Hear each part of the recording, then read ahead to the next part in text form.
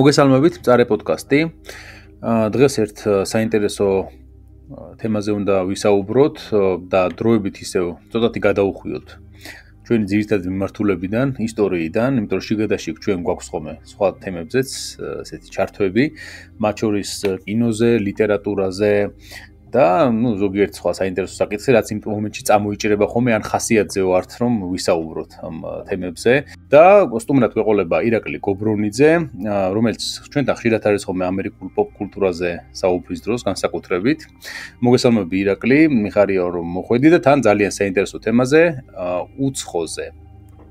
მოგესალმებით, მეც ასე ვთქვათ, ძალიან ველოდებოდი მაგ თემას, იმიტომ რომ საინტერესო და ესეთი დამაინტრიგებელი ფრანჩიზაა. ხო, თან რა არის ეს ჩვენი ეპიზოდები, თუნდაც იგივე ამერიკული კომიქსების შესახებ, თუნდაც ფენტეზი თემებზე და ასე შემდეგ არის შედარებით უფრო მე რასაც უყურებ ვაკვირდები, უფრო პატარა აუდიტორიისთვის, ვიდრე არის ისტორიულ თემებზე, იმიტომ რომ მას უფრო ფართო ის აქვს. მოხმარება ჟანრული არის ეს ასეთი ეპიზოდები, მაგრამ ჩემი აზრით ამ პოდკასტის ერთ-ერთი მშვენება ზუსტად ეს არის, რომ აი ესეთი ჟანრული თემები შემოგვაქვს ხოლმე, რომელიც ძალიან იშვიათად გამოჩნდება სხვა გადაცემები იქნება, ეს პოდკასტები იქნება, სტატიები იქნება თუ ასე შემდეგ, ანუ ყურადღებას ვაქცევთ ამასაც, მათ შორის იგივე კინემატოგრაფიას, განსაკუთრებით აი ჟანრულ, ძალიან ჟანრულ ფილმებს და ნაწარმოებებს.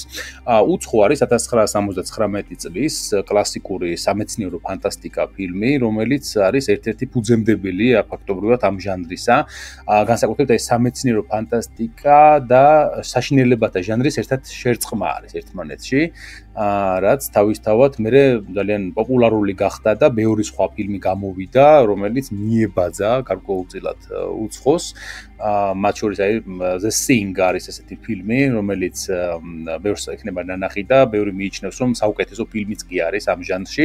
მოკლედ, საკმაოდ ბევრი არის ესეთი ტიპის ფილმები, მაგრამ მაინც ყველაფერი დაიწყო უცხოთი, რომელიც თავის მხრივ არ არის ასე ჰაერიდან მოტანილი თემა, ხო? ის დაფუძნებული არის ძალიან ბევრ კონცეფტზე, რომელიც ამ პერიოდში, ანუ 60-იან, 70-იან და 80-იან წლებში იქმნებოდა ჰოლივუდში. დავიწყოთ მოდი თავიდან, რა პერიოდი არის ეს კინემატოგრაფიისთვის, როგორი ტიპის ფილმებს იღებენ და საიდან პოვა ინსპირაცია უცხოს სცენარისტებმა, რეჟისორმა და თუ აქვს რაიმე გავლენა იმ პერიოდის პოპ კულტურას თვითონ ნამუშევრად ამ ფილმზე. კი ბატონო, დაიწყო ყველაფერი 70-იანების დასაწყისში, ასე ვთქვათ, ეგ ეგეთი სცენარისტი დენ ობენანი, რომელიც დღეს სვანდელობად სმენელს დიდად უკვე არ ეცნობა ეს სახელი, მაგრამ ეს იყო დამწყები სცენარისტი ჰოლივუდში, რომელსაც ჰქონდა ასე ვთქვათ ეგეთი იდეა, რომ შეექმნა ფილმი მეცნიერული ფანტასტიკის ჟანრში, რომელიც იქნებოდა ოდნავ კომედიური, ოდნავ საშიში, სახელად Dark Star, ანუ ბნელი ვარსკვლავი. და მაგან ეს პროექტი დაბუჯაზე ასე ვთქვათ განახორციელა, მაშინ ასევე სხვა დამწყებ რეჟისორთან ერთად ჯონ კარპენტერთან, რომელმაც მომავალში გადაიღო The Thing, აი ესეთი დამთხოვა. მაშინ ეს დაბუჯეტიანი პროექტი იყო იქაც იყო ეგეთი, ანუ ჩაკეტილი არის კოსმოსური გუნდი პატარა ასე ვთქვათ კალაუსტროფებულ ადგილას და იქ უცხო პლანეტელი, უბრალოდ ამ ეფექტი რომ შექმნა, მგონი აიღეს რაღაცა კალდბურთის ბურთი, შეღებეს ვერცხლისფრად და რაღაც პატარა ხელები მიუკეცეს და ეგ იყო უცხო პლანეტელი. ანუ იყო დაბლ ბიუჯეტიანი, ესეთი ცოტა შავი კომედიისავით. მაგრამ ძირითადად ეს გამოხმაურება მაგ ფილმმა არ გამოიწვია, ეხლა აი ჯონ კარპენტერის კარიერას როცა გადავხედოთ, ძირითადად არ ახსენდებათ ეგ ხალხს. და აი ამ ბატონს სცენარისტ დენ ობენას ეს იდეა მაინც ჩარჩა, რომ ოდესმე მაგას უნდა გაეკეთებინა ეს ფილმი არ როგორც კომედია, ამას როგორც სერიოზული ფილმი. ანუ იდეა რომ არის ვთქვათ რაღაცა გუნდი, ან კოსმონავტების, ან კოსმოსშია გუნდი და წაწყდებიან რაღაცა უცხო ორგანიზმს და როგორ უნდა გაუკლავდნენ გემზე. ასე ვთქვათ, მე ბატონი დენ ობენი წააწყდა კიდევ ერთ სცენარისტ როლანდ შუსეტს, რომელსაც მსგავსი იდეა ჰქონდა და ამ ორმა ასე ვთქვათ დამწყებმა სცენარისტმა, რომელიც აქამდე ბატონი შუსეტი ძირითადად ვთქვათ თეატრალურ ასე ვთქვათ პროექტებს წერდა.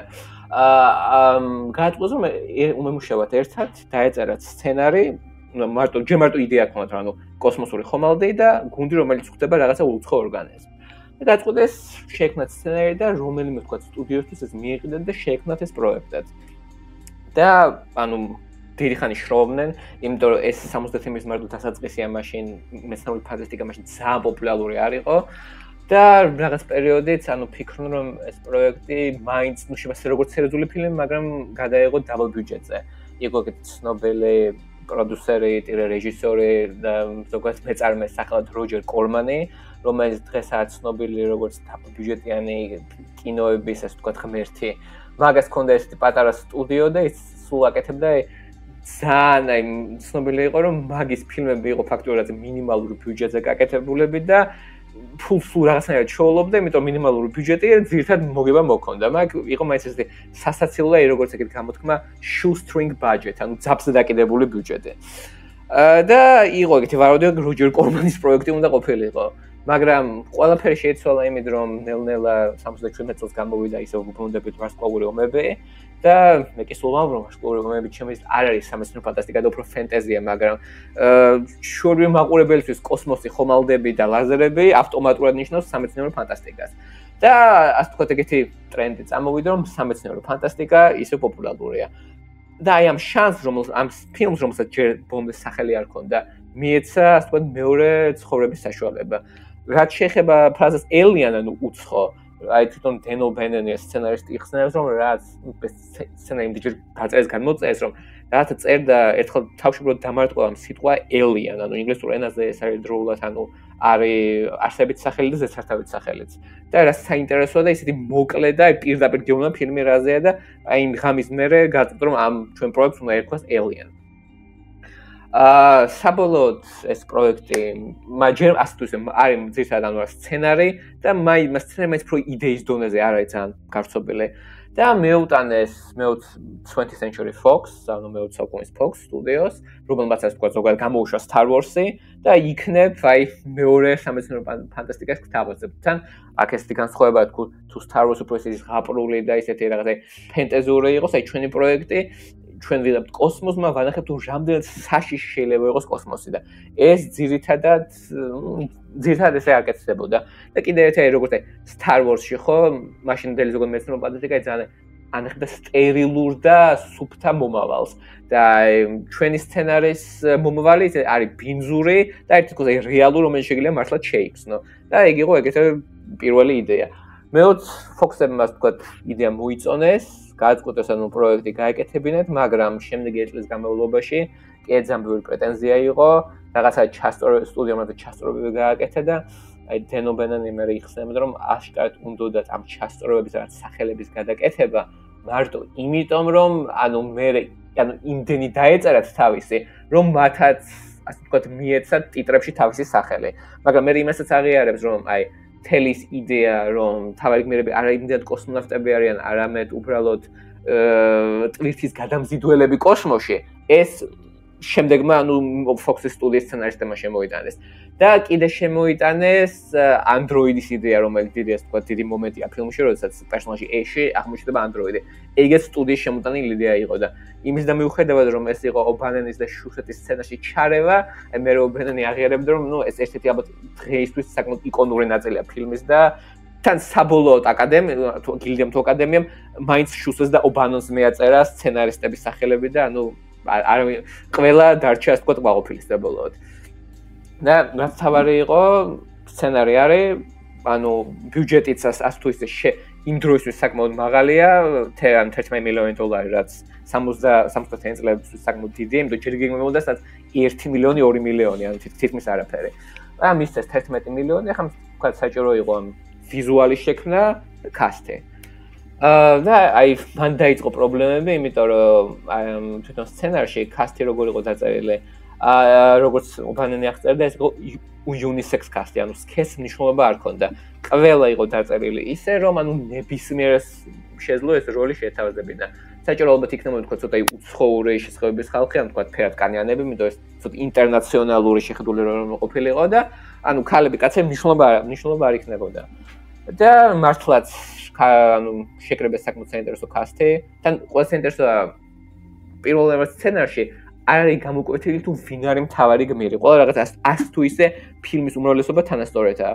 შეკრებეს ასე ვთქვათ, ტომ სკერიტი, რომელსაც თავის დროზე თავაზობდნენ მაგ როლს, მაგრამ როდესაც კიდე რაც ბიუჯეტი ლაპარაკი იყო 1-2 მილიონზე, მაშინ არ დასახდნენ, იმიტომ რაღაცა ცოტა დაბა ჩემთვის ნაბეთანი ასე ვთქვათ, არ შემეფერდება ეგეთი პროექტი, მაგრამ როცა გაიგო რომ მაგ ბიუჯეტი გაიზარდა უფრო სერიოზული ფილმი ეგნება, დასახდა. ცნობილი ბრიტანელი მსახიობი ჯონ ჰერტი, ასევე ბრიტანელი მსახიობი იან ჰოლმი, კიდე ასე ვთქვათ, ქალის როლში ხო, იაფაელ კოტო, ცოტა ფერტკანიანი, ვთქვათ, აფროამერიკელის როლზე. და ჰარი 딘 სტენტენი და კიდე პირველი ქალის როლზე ვერონიკა კარტრაიტი, რომელმაც ბავშვობაში შეასრულა ჰიჩკოკის ფილმში ჩიტებში, ასე ვთქვათ, პატარა გოგოს როლი მაშინ და ბოლო ვინც აიყვანეს ახლა ჩვენ სხვადასხვა ცნობილი სიგურნი ვივერი, მაშინ კიდე ცოტა უცნობი მსახიობი, რომელიც ერთად მაგის ასე ვთქვათ პრაქტიკა ჰქონდა თეატრალური და ბროდვეიზე. და მაშინ ასე ვთქვათ რიპლიდან ყოველთვის ის როლი რომელსაც ის აიყვანეს რიპლი ეგ ხო თქვა იუნისექსი იყო ეს შეიძლება ვთქვათ კაცად შეასრულებენ ეგ არ იყო გაწერილი რომ ეს აუცილებლად ქალია და რეჟისორის ასე ვთქვათ თამდებობაზე აიყვანეს მაშინ ასე ვთქვათ დამწყები რეჟისორი რიდლი სკოტი ბრიტანელი რომელსაც ჯერ მარტო ერთი ფილმი ჰქონდა დუელისტი ისტორიული ფილმი მაგრამ ასე ვთქვათ ეს მაშინაც ბატონი რიდლის ერთი გამბედავი და ხასიათიანი კაცი იყო რომ მეგრე სტუდიოს მოეწონა და ეგრევე აიყვანეს და მაგალითად ასე ვთქვათ დროს წაიკითხა სცენარი რაღაცა თავის ასე ვთქვათ შტრიხებით შექმნა ფილმის გადაღების დროს და რაც თავარი იყო ეხა იყო საჭირო ვიზუალი ანუ ვისი და ეს ობენენი და შუსეტი ფიქრობდნენ რომ მგონი რა ერთი წლით ადრე სანამ ასე ვთქვათ შეუდგებოდნენ რეალურად ამ პროექტის შექმნას ისინი იყვნენ საფრანგეთში რაცა გამოფენაზე და იქ ასე ვთქვათ რამოდენიმე ხელოვნებას გაეცნენ. ერთ-ერთი იყო ისე ხოდოროვსკი, რომელსაც ძუნა მაშინ კიდე აპირებდა რომ ძუნა გადაეღო. ეს ცნობილი მგონი არგენტინელი ხო მგონი?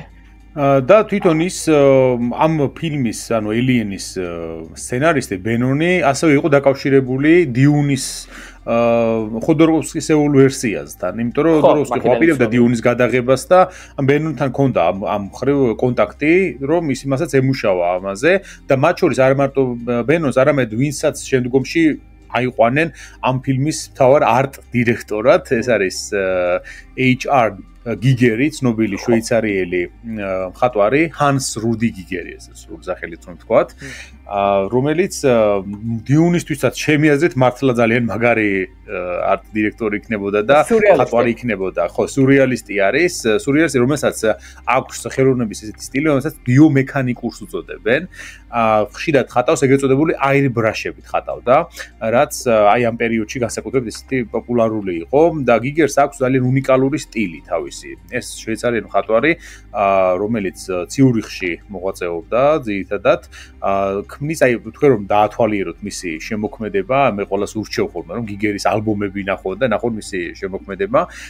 ალბათ ერთი მე ვისაც მივამსგავსე პირველად იყო სალვადორ დალი და იყო ზუსტად იმ მიზეზის გამო რომ ისიც სიურეალისტი არის და იგრძნობა ეს მის ნახატებში ძალიან კარგად, მაგრამ გიგერისთვის ყველაზე დამახასიათებელი არის აბსოლუტურად утопიური დიზაინების შექმნა. აი ერთი შეხედვით ვერასდროს რო ვერ წარმოიდგინე რომ აი ეს შეიძლება რეალობაში გადმოვიდეს, რასაც ის ხატავდა, ხო, ძალიან უცნაურად გამოიყურება ეს ყველაფერი.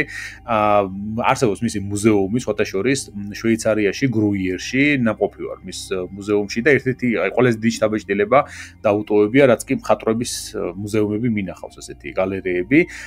ნამდვილად შესანიშნავი შემოქმედება და თანაც აი ალბათ მარტო შესულას მე არ ურჩევდი ჩვენს მენელს, იმიტომ რომ იმდენად უცნაური ნახატებია, იმდენად დამთგუნველია ზოგიერთი მათგანი და საშიშია და სადაც აუცილებლად იგრძნობთ იმ ატმოსფეროს, რომელიც უცხოს დასდევს თან 1979 წლის ამ ფილმს, აი თითქოს ის რაღაცა კლაუსტროფობიული შეგრძნება, რომელშიც რაღაც ძალიან უცხო სხეული მოძრაობს და ძალიან დიდ საფრთხეს გიქადის და სადიდან გამოჩნდება და როგორ დაგესხმევა თავს, აი არ იცი და თან არც იცი უბრალოდ რას წარმოადგენს ის, რა არსება არის, საიდან მოვიდა და ასე შემდეგ.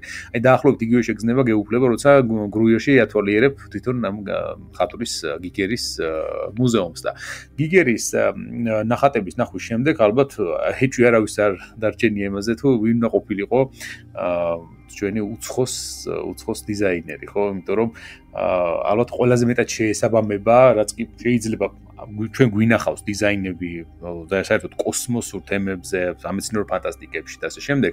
ალბათ გიგერისეულ დიზაინს ვერაფერი ვერ აჭუპებს ამ ხრივ, იმიტომ რომ აბსოლუტურად გენიალურად მოფიქრებული არის ის და დარჩა, როგორ ვთქვათ, კერპად, აი რაღაც აიკონარი რა ეს დიზაინი, რომელიც გიგერმა შექმნა და იმის შემდეგ უამრავი ფილმი, უამრავი კომიქსი, უამრავი მულტფილმი და აი 1000 რაღაცა გაკეთებული თამაშები და ასე შემდეგ, სადაც აი ეს გენიალურად მოფიქრებული ქსენომორფის, ანუ ამ უცხო პლანეტელის უცხოს დიზაინი ფიგურირებს, რომელიც გიგერმა მაშინ წარმოადგინა, ხო? მათ შორის თვითონ ეს სცენები თავიდან რითიც იწყება ფილმი, ეს არის ძალიან საინტერესო და ყველაზე საინტერესო სცენაა ჩემი აზრით მთელ ამ ფრენჩაიზში, როდესაც ეს გუნდი ხომალდ ნოსტრომოდან გადადის და ნახულობს ამ ჩამოვარდნილ ხომალდს ერთ-ერთ თანამგზავრზე, პლანეტის ერთ-ერთ თანამგზავრზე, ძალიან შორეულ პლანეტისა, საიდანაც სიგნალს მიიღებენ ისინი და შესაბამისად ჩადიან იქ, რომ ნახონ რა, საიდან მოვიდა ეს უცხო სიგნალი და შესაბამისად აღმოაჩენენ ხომალდს, ჩამოვარდნენ უცხო ცივილიზაციის შექმნილ ხომალდს, რომელშიც მერე იპოვიან აი იმ ქსენომორფის იმ კვერცხებს, ხო, საიდანაც ხდება ზუსტად აი ამ არსების ამოსვლა და შემდგომში მისი ცხოვრების ციკლი საიდანაც იწყება. და თვითონ აი მის დიზაინი ამ ხომალდის, ეგრეთ წოდებული space jockey-ის, ასაც უწოდებენ, ხო, ის ვინც ზის და მართავს ამ ხომალდს, პილოტი, ხო, ამ ხომალდის პილოტი, რომელიც არის უკვე დიდი ხნის დაღუპული და გაქვავებული, ხო, ამ ფილმში ნუ ასე ჩანს, ყოველ შემთხვევაში, სამ პრომეთეუსზე გადავარდათ, ხო, ეგ მერე. ხო, ეგ მერეა და აი ის ყველაფერი დიზაინი ეს გიგერს აქვს დახატული. მანამდე ჯერ კიდევ სანამ ამ ფილმს გააკეთებდნენ, იმიტომ რომ მას აქვს ესეთი სერია ნახატებისა ნეკრონომიკონი ქვია. ნეკრონომიკონი არის ცნობილი მწერლის ლავკრაფტის გამოგონილი წიგნი და შესაბამისად ძალიან უხდება, რა თქმა უნდა, გიგერისეული არტი ნეკრონომიკონს რა, იმიტომ რომ ზუსტად ჯდება მის ხასიათში ლავკრაფტისეული საშინელების გადმოცემა ალბათ არავის არ შეუძლია გიგერზე უკეთესად. იმიტომ რომ ზუსტად ისიც ეგეთია სიურრეალისტური საშინელებაა, ხო, ლავკრაფტი, რომელსაც ძალიან ძნელად წარმოიდგენ. რა ფანტაზია უნდა გქონდეს, რომ ლავკრაფტისეული ის საშინელება გადმოიტანო და აღწერო, იმიტომ რომ ლავკრაფტი არასდროს დეტალებში არ გადმოსცემს, ხო, ამ ყველაფერს, მაგრამ ძალიან საშიში არის მისი ისინი წიგნები და ეს ნეკრონომიკონის ეს ნახატები გამოდგა ყოველ შემთხვევაში იმისთვის, რომ შექმნილიყო კინო ისტორიაში ერთ-ერთი ყველაზე საშიში არსების აი ამ უცხოს სცენომორფის სახე, ხო, აქ. როგორ დაიწყო ამ ფილმის გადაღება და შენი აზრით როგორ მოახერხა რიდლი სკოტმა, რომ 1979 წელს ისეთი ვიზუალები მოეცა, რომელიც დღემდე არ არის დაძველებული. აი ხლაც რომ უყურებ ამ ფილმს, საერთოდ არ იგრძნობა თითქოს რომ ეს არის ძალიან ძველი ფილმი. ეს ბატონი რილის დამსახურება აი ჟოკეიდან გადავა მაგაზე, როდესაც აი ჟოკეის იდეა წარმოიქვა, ხო? ან ბატონ რილი სკოტმა ესე თქვა, რომ მე არ მინდა მინიატიურა, მე მინდა მართლა ავაშენოთ აი ეს ჩანახატი, რაც გვაქვს, რომ ეს უნდა იყოს ესე დიდი კადრი, როდესაც თქვა ჩვენი გუნდი ზრება იქ და მას ხედავთ, თუ რამდენად პატარები არიან მაგ ჟოკეისთან, პილოტთან შედარებით, ჩვენ მას უნდა ვხედავით და მაყურებელი უნდა ხვდებოდეს, თუ მართლაც რამხელა უზარმაზარი ანუ სცენა გვაქვს აშუერებული. ძირითადად აი მაგისაც თქვა დაჟინებით ითხოვდა, რომ თუ შეგვიძლია, უნდა ავაშენოთ. იმიტომ რომ და მაქსიმალურად ცდილობებს თქვა გიგერის თქვა დიზაინები გაიყვანა და ძალიან საინტერესოა რომ ანუ გიგერი როგორც პიროვნება ძალიან ეს თქვა ექსცენტრიული და უცნაური კაცი იყო და თვითონ გადაღების მომენტებში მარტო რიდლი სკოტი და დენო ბენენი იყვნენ მაგასთან თქვა კაი ურთიერთობაში, იმიტომ რომ ყველა დანარჩენი მაგას აღწერდა და თითქოს რეალური დრაკულა ნოსფერატუ კაცი იყო, სულ ეცვა შავები, ჰქონდა ძალიან თეთრი კანი, მზეზე ვერ გადიოდა, იმიტომ მწვავსო, მართლა აი როგორც ვამპირესი ამბობდაო და რაღაც ძალიან ჩუმი, ცოტა მორცხვე, ძალიან აი თავისებური ჩაკეტილი კაცი იყო. და ეთყობა სხვადასხვა მის ფოტოებს თუ ნახავთ, აუცილებლად შეამჩნევთ ამას. ხო, აი ფოტოებს რო შეხაი, რაც წარმოდგენია ფოტოებს და ზუსტად ეგეთი კაცი იყო რეალობაში, როგორც აქცენტით ლაპარაკო, აი რეალური ამერიკელებისთვის და ბრიტანელებს სულთან ჭეშმარიტი დრაკულასავით იყო ესე შემოსული და ძალიან ისეთი მარტო იყო სულ. ხო და იმას კი ანუ ისეთი დიზაინები ქონდა გიჟუელად მაგასე წარმოდგენა, რა თქმა უნდა ყველაფერი ვერ აშენეს, მაგრამ რაც ასე ყველაზე მაგნუმ ოპუსი რაც იყო, ეს იყო ის გემი, სადაც პოულობენ იმ უცხოს კვერცხებს, ეს ჟოკეი და რა თქმა უნდა თვითონ უცხოს დიზაინი, რომელიც ადრე ანუ ეს ნეკრონომიკონი რო ვახსენეთ, თქვენ რაღაცა ესე ნახატს ქვია ნეკრონომიკონ 4, ეს ჩანახატი იყო, რომელიც მაგან დახატა ფილმის გამოსვლამდე მარტო 3 წლით ადრე.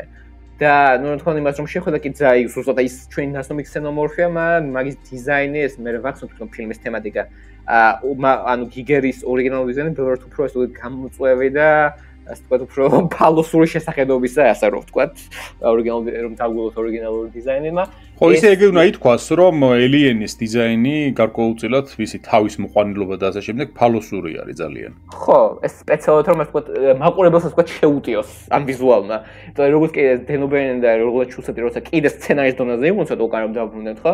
აი ამბობენ ანუ ეს როგორ შეჭრა უცხო პლანეტებზე როგორ იქნებაო და სცენარის წერის ერთ-ერთ ასე ვთქვათ, საღამოსზე ერთ-ერთმა მგონია უბანანმა გადაწყვეტა რომ აი იქნებ რაღაც ორგანიზმი შეახტება ადამიანს და არა მარტო ადამიანს, არამედ კაცს, ანუ მამრობიც ქეს, რაღაცა ჩაუყოფს ასე ვთქვათ რაღაც თავის რაც აქვს და ფაქტიურად დაურსულებს. და ეს ძალიან დიდი შოკი იქნება, ეგ ნუ ძალიან ეს აუდიტორია ძალიან იქნება შეშინებული და ეგეთი რაღაცა მგონი კინოში აქამდე არ გაკეთებულა. და აი ამ ორიგინალურმა იდეამ ვთქვათ, ჭალებში განაყოფიერების ალბათ, ხო? ძალიან ანუ დაურთო ხელი რომ გიგერი შემოსულიყო თავის გიჟური და ცოტა ისეთი ფროიდული იდეებით, იმიტომ რომ არ მარტო სენომორფი, ვთქვათ, ძალიან ბევრი სიმბოლო და ეს ფორმები, რაც შეეხება, ვთქვათ, უცხოს კულტურას ჭალებში, საკმაოდ ისეთი ვიზუალურად საკმაოდ გამომწვევია. აი თვითონ აი მეორე ორგანიზმი, რომელიც აი facehugger, ანუ სახის ჩამხუტველი, რაც ქმნის, ხო? ანუ თვითონ ქსენომორფეს ვიზუალურად ასევე წააგავს ასე ვთქვათ სასქესო ორგანოებს ვიზუალურად. და ეს შეიძლება ადამიანი პირდაპირ ნახვაზე ვერ ხედავს, მაგრამ მე რომ დავუკვირდე, ხო, ნუ მიხვდება რომ ეს ყველაფერი ძალიან ლოგიკურად ჯდება, რომ ეს არის ფაქტობრივად ადამიანური, ვთქვათ, რასის გაუპატიურება, რაღაცა აბსოლუტურად, როგორც ლოვეკრაფტოვი უცხო გაუგებელი და აი იმდენ გაუგებელი რომ საშიში არსების მიერ, რომელიც ვთქვათ ადამიანის ტვინი ბოლომდესაც ვერ აღიქვამს. და თან რომელიც არის რისკიანი იდეაა. კი, რომელიც არის როგორც აქ აღინიშნება ხშირად ამ ფილმში, perfect organism, ხო? ანუ იდეალური ორგანიზმი, რომელსაც ყველანაირ პირობებში ფაქტობრივად ადაპტირება შეუძლია და ეგ კი არა, მე შემდგომ ფილმებშიც და ზოგადად ნაჩვენები არის, რომ ქსენომორფის დიზაინი მუდმივად იცვლება გარკვეული პატარა ნიშნებით და ეს იცვლება არა იმის გამო, რომ უბრალოდ შეცვალეს და თქვეს რომ მოდი ესე გავაკეთოთ, არა, უბრალოდ ყველა გარემოზე თვითონ ადაპტირდება ეს სხეული და ძალიან მნიშვნელოვანი არის, ხო? მისი ყველაზე უცნაური მაინც რაც არის ალბათ ამ ქსენომორფში არის ის იდეა, რომ სისხლის ნაცვლად მას აქვს ეწოდებული acid blood აქვს, ხო, არ მჟავა აქვს, რომელიც მის მოკლასა ძალიან სახიფათოს ხდის ამ თვალსაზრისით, იმიტომ რომ შეიძლება რომ უბრალოდ მისი მჟავით უფრო მეტი დაზიანება მიიღო, ხო, ამ შემთხვევაში. შესაბამისად, აი გარკვეულწილად თავდაცვითი მექანიზმი არის მისი და ზოგადად მისი სხეული, ზოგადად ამ ქსენომორფისა დიზაინი თლიანობაში ადამიანს მოგვაგონებს, ხო, იმიტომ რომ ორი ხელი და ჰუმანოიდურია ტანი ყოველ შემთხვევაში. ხო, ჰუმანოიდურია და თავი არის ეგ ეწოდებული ფალოსური და ფაქტობრივად აი ყველაზე საშიში მაინც ალბათ რაც აქვს არის მისი დამატებითი მეორე პირი, ხო, რომელიც მეორე პირიდან გამოდის და ეს ძალიან ესეთი იკონური მომენტი არის ამ ფილმისა, რა ის მეორე პირის გამოჩენა, რომელიც შიგნით არის მოთავსებული მასში და რა თქმა უნდა, ხო, კუდი, რომლითაც ის მოქმედებს და ამავე დროს არის ძალიან სწრაფი, შეუძლია დამალვა ძალიან კარგად, ფარულად მოქმედება და მოაზროვნე არსება არის. მას რა თქმა უნდა ამოძრავებს მარტო განადგურება, მოკლა და თავისი ანუ ამ შემთხვევაში გამრავლება მოკლედ რომ ვთქვათ რა, თავისი. აი სამწუხაროდ შემდეგ ფილმებში ნელ-ნელა ამოიღეს სამწუხაროდ ეს იდეა რომ მართლა მოაზროვნეა. პირველ ფილმში ყველა ჯგუფი მგონი პირველ ფილმში. ხო, იცი რა არის? ანუ ეგ ძალიან საინტერესო იდეაა, რომ ეს არ არის უბრალოდ რაღაცა უბრალო რაღაც არსება, წერი, რომელიცაც არანაირი ის არ ამოძრავებს, ხო? мотивация არანაირი ის არ აქვს, უბრალოდ მოქმედებს ინსტინქტებზე მარტო და პირველ ფილმში ჩანს რომ ქსენომორფი არ არის ასეთი არსება, მას აქვს გარკვეული ინტელექტი ამ თვალსაზრისით, ხო? და შემდგომ დროთა განმავლობაში ის იქცევა უფრო მეტად აი სისხლიან ხეცად, მოკლედ რომ ვთქვათ რა. რაღაცაც ფიქრობენ რომ უფრო გაყიდიან მაყურებელზე, გარკვეულწილად ალბათ ამანაც იმოქმედა და მთლიანობაში ამად გადაიქცა დროთა განმავლობაში. ის განსაკუთრებით აი მეორე ფილმში, რომელიც გადაიღეს ამის შემდეგ Aliens. ხო, იქ არის ფაქტობრივად ბოევიკია ეს მეორე ფილმი, ხო? არის ბლოკბასტერი ნამდვილი. ეხლა ეს პირველი ფილმი არის კლასიკური კლასიკური ჰორორი, რომელშიც აი კლაუსტროფობიულ გარემოში, ხომალდზე, შორეულ კოსმოსში ხდება აი ერთ პატარა ეკიპაჟის თავს გადახდენილი ამბავი და აი მეორე ფილმი გაცილებით უფრო მასშტაბური არის ამ თვალსაზრისით, იმიტომ რომ აქ პლანეტაზე ჩადიან უკვე ამ შემთხვევაში რაც კოლონიზებას ცდილობენ ადამიანები და იქ აბსოლუტურად იცვლება, ხო, ვითარება და თვითონ ფილმის სეული ან მიდგომაც რეჟისორისაც აშკარად სხვანაირია, იმიტომ რომ მეორე ფილმი არის გადაღებული კამერონს, ხო, ჯეიმს კამერონს. შედარებით ბევრი მიიჩნევს, რომ მეორე ფილმი უფრო უკეთესია ვიდრე პირველი, მაგრამ მე ასე არ ვთვლი, მაგალითად. ეს ცალკე დებატია, რომელი ელიანი უფრო საყვარელი, მაგრამ აი პირველი მართლაც, ანუ ეგ კლასიკური ჰორორი, თან როგორც აი ჩვენ ვამბობთ ეს რომ ვიზუალი არ ბერდება, ეს გემი ნოსტრომოს, ხო? მთელი ეს კორიდორები მართლა იყო აშენებული და კონკრეტი პროდიუსერი ქალბატონია დოკუმენტალურ ფილმში ლაპარაკობს, რომ შეხვიდოდი აი მართლა ნოსტრომოში შედიოდი, იმიტომ რომ თქვა იყო დაკავშირებული ჩვენი სასადილო, ანუ ჩვენ ანუ გადაფრები გუნდის, აი ნოსტრომოს სასადილო და აი ყველაფერი იყო დაკავშირებული და ეს იყო მართლა ძალიან კარგად დაგეგმილი ხომალდი, რომელსაც თქვა შეგლოგებოდა ყველაფერი და აი ისე ელიანი რო ვახსენე ცენტრს და თვითონ ელიანი ანუ უცხო როგორ ეკრანზე როგორ ანახეს, მგონი ეგეც უნდა ვთქვათ. თავდაპირველად იცოდნენ რომ ეს უნდა ყოფილიყო ადამიანი კოსტუმში და ეს ასე ვთქვათ ერთ ძირითადად ბრიტანეთში იღებდნენ ხო სოხოს ერთ-ერთ პაბში არ მახსოვს გადაღების ჯგუფიდან ვიღაცა შევიდა სოხოში პაბში ნახა ეგეთი პიროვნება სახელად ბლაშ ბადეხო ნიგერიიდან ჩამოსული მგონი სწავლობდა ბრიტანეთში გრაფიკულ დიზაინს უბრალოდ ეს ნიგერიელი ბატონი იყო მაშინ 26 წლის და იყო ძალიან მაღალი და თხელი და რომ შენიშნეს ხო კინოში გამოცდილება არ ქონდა მაგრამ მგონი მაგის აი ხა უკვე 208 სანტიმეტრი ანუ სიმაღლეში და ძალიან ისე თხელი ისე გადაწყვიტეს რომ იდეალურად მოუხდება ამას ვთქვათ ელიანის კოსტუმს და მართლა შექმნეს კოსტუმი მაგაზეც ხო ჩეკერილი და კი მივხვდნენ რომ ანუ სულ ვერ გამოაჩენ მაგრამ ნოსტრომოს გემის ეს ვთქვათ ბდელი კორიდორები ხო ძალიან კარგად დაეხმარებოდა რომ შენიყოთ რაც მომიშვიდა ძალიან კარგი დამთხოვა რომ იგივე ფერისა რაც კედლები და ერთდროულად მაგით ბიუჯეტს და ვიზუალს ზოგავდნენ რომ ანუ სულ არ ნახებდნენ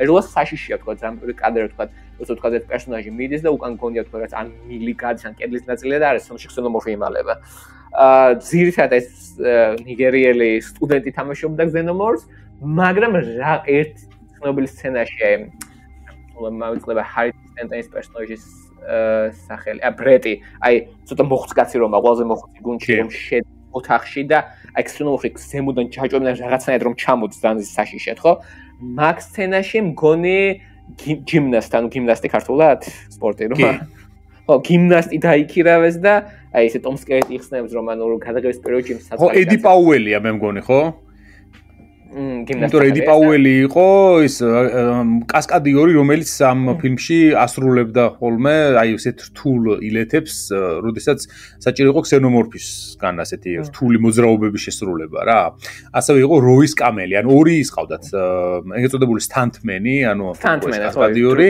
ხო კასკადიორი რომელიც ასრულებდა ხოლმე მათ მაგივრად ილეთებს და პრინციპში აი ამის ნაცვლად ისინი ასრულებენ ასეთ მომენტებს მაგრამ თვითონ ეს ბიჭი რომელმაც თვითონ პირველად მოირგო კოსტუმი ელიანისა როგორც ცნობილია ამის მე აღარსა და არც ერთ ფილმში და არცად აღარ მიუწევეთ ეს იყო მის ერთადერთი მონაწილეობა კინოში კი შედარებით ადრე გარდაიცვალა 1992 წელს გარდაიცვალა ეს კი რაღაც დაავადებით დაბრუნდა სამშობლოში და ხო მე-ერთი მისი მოგონება დარჩა ნამდვილად ეს ფილმში შესრულებული ქსენომორფი რომელიც მის საუზე მორგებული ეს შედარებით ეს კოსტუმი ქსენომორფის კოსტუმი ინახება ამ გიგერის მუზეუმში და მე ვნახე მაშინ ეს კოსტუმი და მართლა ძალიან დიდი არის ანუ რამ სიმაღლე უნდა იყოს ადამიანი რომ ეს მოიდგოს მართლა რა და თანაც ჩვეულებრივ ადამიანთა შედარებით გაცილებით გრძელი ხელები აქვს ქსენომორფს შესაბამისად ანუ ამის ხელებიც კი არ იყო კიდევ უფრო გრძელი არის რა ისია გამოყვანილი რაც ხოდაშორის რაღაც მომენტებში ეს ხო ძველი ფილმია მაინც 1979 წელს არის გადაღებული იგრძნობა ეს რომ ის ხელები ცალკე არის ის რეზინისგან გაკეთებულები და ბოლო დაბოლოებები და ბიომექანიკურმა დიზაინში ჩდება რომ ეს თქვა ეს კანი კი არა ეს რაღაც სხვა არის იმიტომ მაგის გიგერის დიზაინი ხوارია ანუ ეგ რაღაცები ნაჯვარია არორგანული და ორგანული და ნუ შეიძლება მაგით ეს თქვა დავხსნათ რომ ეგ კანი აქვს უბრალოდ ხო, იმიტომ რომ მისიკანე ხო რაღაცა როგორც ასე თქვა რაბერივით არის, რეზინივით რაღაცა კაუჩუკივით რა, არაბუნებრივია რომ აი ეგეთი სხეული ადამიანი რო ვერ წარმოიდგენს. ანუ ეს ძალიან მნიშვნელოვანი მომენტია, უცხო რო ქვია მას, უცხო მარტო იმიტომ კი არ არის უცხო პლანეტაზე რო აღმოჩენილი. ამ თვითონ არსება იმდენად არაბუნებრივია და არარეალისტურია ადამიანის წარმოდგენაში, რომ ეგეთი ფიზიკურად ვერ უნდა არსებობდეს. აი ამ იდეის გარშემო არის გაკეთებული ეს მთლიანად ქსენომორფი და ალბათ ის იმდენად საშიში ზუსტად ამის გამო არის. იმიტომ რომ წარმომიდგენი 1979 წელს, როცა ამას უყურებ კინოში, ხო? ამ ხელა ეფექტი შეიძლება მოეხდე. ეხლა ჩვენთვის ასე თუ ისე დღეს უამრავი ფილმია მესმერე გამოსული და მიჩოულები ვართ რა ასეთ სანახაობებს, მაგრამ მაშინ ეს იქნებოდა ძალიან დიდი სიახლე. განსაკუთრებით ის სცენა, როდესაც ერთ-ერთი პირველი მსხვერპლი კეინი ვის, ასე ვთქვათ, განაყოფიერებული იქნება, ხო? როდესაც იბადება თვითონ ქსენომორფი, ერთი ჩვეების სადილია, გონი ყოფილი კარგაცაა და მაგის ანუ კედიდან როგორ რა თქმა ამუხეთქავს chest burster-ი და ანუ როდესაც კინოთეატრში ზიხარ 69 წელს და მართლა აზე ხარ რა მოხდება და ფილმი აქამდე სისხლიანი საერთოდ არაა და უცებ ერთ-ერთი მოქმედი გმირიდან ამოძრება რაღაც აი გველისებრი ეგეთი არსება და ეს სისხლი ასხავს როგორც ნუ კინოთეატრებში მაგას რომ ანახებდნენ ხალხი გადიოდა გარეთ ვესტიბიულში და იქ აღებინებდა ან გულიმდიდოდათ ეგეთი არის ეგეთი ისე უნდა ითქვას რომ ხო ამ ფილმის ორი მთავარი ვარსკვლავი მაინც ჩემი აზრით არის პირველ რიგში სიგურნი ვივერი რა თქმა უნდა რომელიც შექმნა ზუსტად შე როგორც თქვი ეს იყო უნისექსი როლი ხო და სიგურნი ვივერი როგორც ვთქვათ ვაჟკაცი ქალის როლშია რაღაცა ესეთი ხო რაც აი დღეს მაგალითად როცა ეგრეთ წოდებული ვოუკ კულტურა არის გაბატონებული კინემატოგრაფიაში და ცდილობენ რომ ყოველთვის შეტენონ რომ ძლიერი ქალი პერსონაჟი შექმნან ხო ასე ვთქვათ ეს ძალიან ხელოვნურად არის ხოლმე გაკეთებული აი სიგურნი ვივერი არის მაგალითი იმისა როგორ უნდა გააკეთო ძლიერი ქალი პერსონაჟი კინოში იმიტომ რომ ის მიუხედავად იმისა რომ ფემინური ისიც აქვს თავისი ხო დარჩო და ამავე დროს აი როგორ არის რამდენად აი ძლიერი ფიგურა არის ხო ამათ შორის ყველაზე მეტ მოთმინებას ყველაზე დიდ ნებისყოფას სიმამაცეს ის გამოიჩენს ამ მთელი ეკიპაჟიდან და აჩვენებს ამ შემთხვევაში. ამიტომაც ის არის, აი როგორ ვთქვათ, ზოგჯერ დაყენებული არის ხოლმე 90-იანი წლების აი იმ პლიადასთან, ეგრეთ წოდებული ისი მასკულინური თაობისა, რომელიც როგორც არის შვარცენეგერი, სტალონე და ასე შემდეგ და ვან დამი და ასე შემდეგ, ხო, ისეთი მსახიობები, რომლებიც ასრულებენ ყოველთვის რაღაც სუპერგმირების რაღაცა ძალიან ძლიერი მებრძოლების და ასე შემდეგ როლებს, ზოგჯერ მათ შორის სიგურნი ვივერი შესრულებული რიპლიც კი არის ხოლმე დამატებული, იმიტომ რომ ნამდვილად იმსახურებს ალბათ ამ ადგილს და მეორე ასეთი მსახიობი არის იან ჰოლმი, რომელიც ასრულებს ეშს, ეს არის ანდროიდი, რომელიც ყავთ ამ ხომალდზე. ძალიან საინტერესო იდეაა ზუსტად ესეც აქ, რომ ანუ ეს არის პერიოდი 2100 რაღაც წელია, ხო? როცა ელიენი ვითარდება 2122 წელი არის და შესაბამისად ადამიანებს უკვე აქვთ განვითარებული ანდროიდები, რობოტები და ასე შემდეგ, ხო? მთელი ის და შესაბამისად ეს ეში უკვე ეკიპაჟის შოულებრივი წევრია და არც იციან, ხო, ეკიპაჟი, მაგრამ ის არის ანდროიდი. შესაბამისად მე გამოვლინდება ფილმში და მისი გამოვლენის მომენტიც თუ როგორ მოხდება და როგორ დაესხმევა ის თავს მასში, ხო, რიპლის ძალიან საინტერესო ეპიზოდი არის და ხოდაშორის ის სცენა, რომ ეს ანდროიდი დაიმტრევა და თავი მოძრება და ასე შემდეგ, აი როგორ არის გაკეთებული რძე, სპაგეტი და ბევრი სხვა რაღაცებია გამოყენებული ხორცის ნაჭრები, რომ როგორც ის მაგომეთში მაგსანს ჯუჯა თამაშობდა, როცა თავი მოძრება ჯუჯა იყო, და ეგ დახტოდა იმის და მე უკვე თავი ცალკე. კი და ძალიან კარგად შეასრულა იან ჰოლმა ეს როლი და იმდენად ისეთი საკვანძო მომენტია ეს რომ შემდგომ პერიოდში მისი კამეოები იყო ხოლმე მათ შორის აი ბოლოს გადაღებული ფილმი ელიან რომულუსი უცხო რომულუსი იქ არის მისი კამეო ზუსტად იმიტომ რომ ეს ხო ვითარდება მალევე საკმაოდ პირველი ელიანის შემდეგ, ხო? იმიტომ რომ ის ნოსტრომოდან რო გადმოიტანე და ის ელიანი რომელსაც კოსმოსში გადავარდება ბოლოს და მოიშორებს თავიდან რიპლი, როგორ მოხდება მე ამ ხომალდზე და როგორ შეიწირავს მთელ სხვა უზარმაზარ სადგურს და იქ არის ზუსტად ნაჩვენები ზუსტად იან ჰოლმის ეშის ის სცენები, რაღაც მონაკვეთები და ნოსტალგიურია რო უყურებ ამ ფილმს, რა თქმა უნდა, ეს გახსენდება ის ორიგინალის ეში. ასევე აღსანიშნავი არის იაპეტ კოტოს პარკერი, რომელიც თავარი ინჟინერი არის, რომელიც ასევე ძალიან საინტერესო პერსონაჟია აქ და რომელიც ძალიან მამაც მას ასრულებს, რომელიც თავშეწ წირავს ფაქტობრივად, რომ ეს ელიენი მოიშოროს, ანუ ეს ხო მოიშოროს მომალდიდან. ხო და ეს ცოტა ისეთი კლიშე არის ფილმებში, ძველ ფილმებში განსაკუთრებით, რომ პირველი ყოველთვის შავკანიანი კვდებოდა ხოლმე, ხო ფილმებში და ეს არ არის, დარღვეული აქვს რიდლი სკოტს ამ შემთხვევაში ამ ფილმში ეს და უნდა ითქვას, რომ საერთოდ რიდლი სკოტი არის ძალიან მაგარი რა თვალსაჩინო გულისხმობ. როგორ ვთქვა, კინემატოგრაფია რიდლი სკოტს, ანუ ეხერხება ძალიან კარგად ოპერატორული ნამუშევრების შესრულება, ანუ ძალიან კარგი ოპერატორია რა. აი მოკლედ რომ ვთქვა, რიდლი სკოტი არის მაგარი ოპერატორი. და ძალიან მაგარ სცენებს, ლამაზი კადრების, ხო და აი აქაც მიუხედავად იმისა, რომ თითქოს ერთ სიმაში ვითარდება რაღაც კლაუსტროფობიული ჩაკეტილი ხომალდში, ხო? ძალიან ბევრი ეპიკური კადრი აქვს გადაღებული, რომელიც აი დღემდე კინემატოგრაფიაში დარჩენილი არის ნიმუშად და შემდგომში სხვაგან ცდილობენ ხოლმე რომ მისი კამეოები გააკეთონ. იმდენად კარგად არის გაკეთებული. მთლიანობაში ან პირველი ეს ფილმი მაინც რომ შევაჯამოთ, ყველაზე საინტერესო იმ თვალსაზრისით იყო მაინც რომ იდეა თვითონ, რა თქმა უნდა, სიახლე იმ თვალსაზრისით რომ კოსმოსური ჰორორი, ხო, ჟანრების შეხამება, ხო, ანუ თქვა, გოთიკა კი, დიზაინი, რომელიც მანამდე ენით აღუწერელია, ანუ არაფერი მსგავსი აქამდე არ ყოფილა კინემატოგრაფიაში ჩემი აზრით ამ ჟანრში განსაკუთრებით, ძლიერი ქალი პერსონაჟი, რომელიც ამ შემთხვევაში არის სიგურნი ვივერის შესრულებით და უნიკალური არის ამ თვალსაზრისით ამ დროისთვის ყოველ შემთხვევაში და შემდგომში შენიშნოთ ეხლა ხო გადავალთ ჩვენ ელიენსზე. ერთი შენიშნოთ რომ ანუ ელიენსში უფრო შეიძლება ითქვას სტალონს და შვარცენეგერს, ანუ გავუთანაბროთ იმიტომ რომ საშემათა ფილმებში მაინც გონს 60-იანი წლებიდან მოიწეგე ტრადიცია რომ ეს ერთ-ერთი ჟანრი იყო ძველი, სადაც ქალი მაინც თავი გმირი ხდებოდა და ამარცხებდა ბოროტს. მაინც ეს ჟანრის კანონია, the final girl. აქ ცოტა ჯერ აი შემდეგში უფრო საინტერესო ხდება რიპლეი რაც ფილმები წინ მედის. კი, რა თქმა უნდა, ამ პირველ ფილმში მაინც აქცენტი არის გაკეთებული თვითონ ქსენომორფზე, იმიტომ რომ ის მანამდე უცხო არის, ხო? უცხოა, ხო, ისედაც, მაგრამ უცხოა მსმენელისთვის, მაყურებლისთვის, მან არაფერი არ იცი მის შესახებ და შესაბამისად პირველ ფილმში მაინც აქცენტი არის მის ძიებაზე, თუ რა არის ეს ახსნაზე და ასე შემდეგ და მის როგორ უნდა მოიშორონ თავიდან და ასე შემდეგ და მე დროთა განმავლობაში უცა გაირკვევა უკვე ეს რა არის და მისგან საფრთხე გემუქრება, აი აქ უკვე ადამიანებზე უფრო გადადის აქცენტი ამ შემთხვევაში, ისინი ვინც ზვიან ამ უცხოს, ხო? შესაბამისად უკვე გაიზრდება მისი, ანუ სიგურნი ვივერის როლი. უნდა ითქვას, რომ ეს ფილმი ერთადერთია მთელ ამ ფრენჩაიზში, რომელსაც ოსკარი აქვს, ხო, აღებული. აკადემია ევარდსი აქვს აღებული ვიზუალურ მხარეში, ზუსტად აი ამ შესანიშნავ ვიზუალში, რომელიც ამ ფილმში არის წარმოდგენილი, რაც ამ ჟანრის ფილმისთვის, ხო, ამ ჟანრის ფილმისთვის უნიკალური შედეგი არის, ხო, იმიტომ რომ საერთოდ სამეცნიერო ფანტასტიკის ესეთი ჰორორი და ესეთი ვიწრო ჟანრულ ფილმებს ძალიან იშვიათად სწავლობს ხოლმე კინოაკადემია და მით უმეტეს იმ დროში, როდესაც ეს ფილმი გადაიღეს, ხო?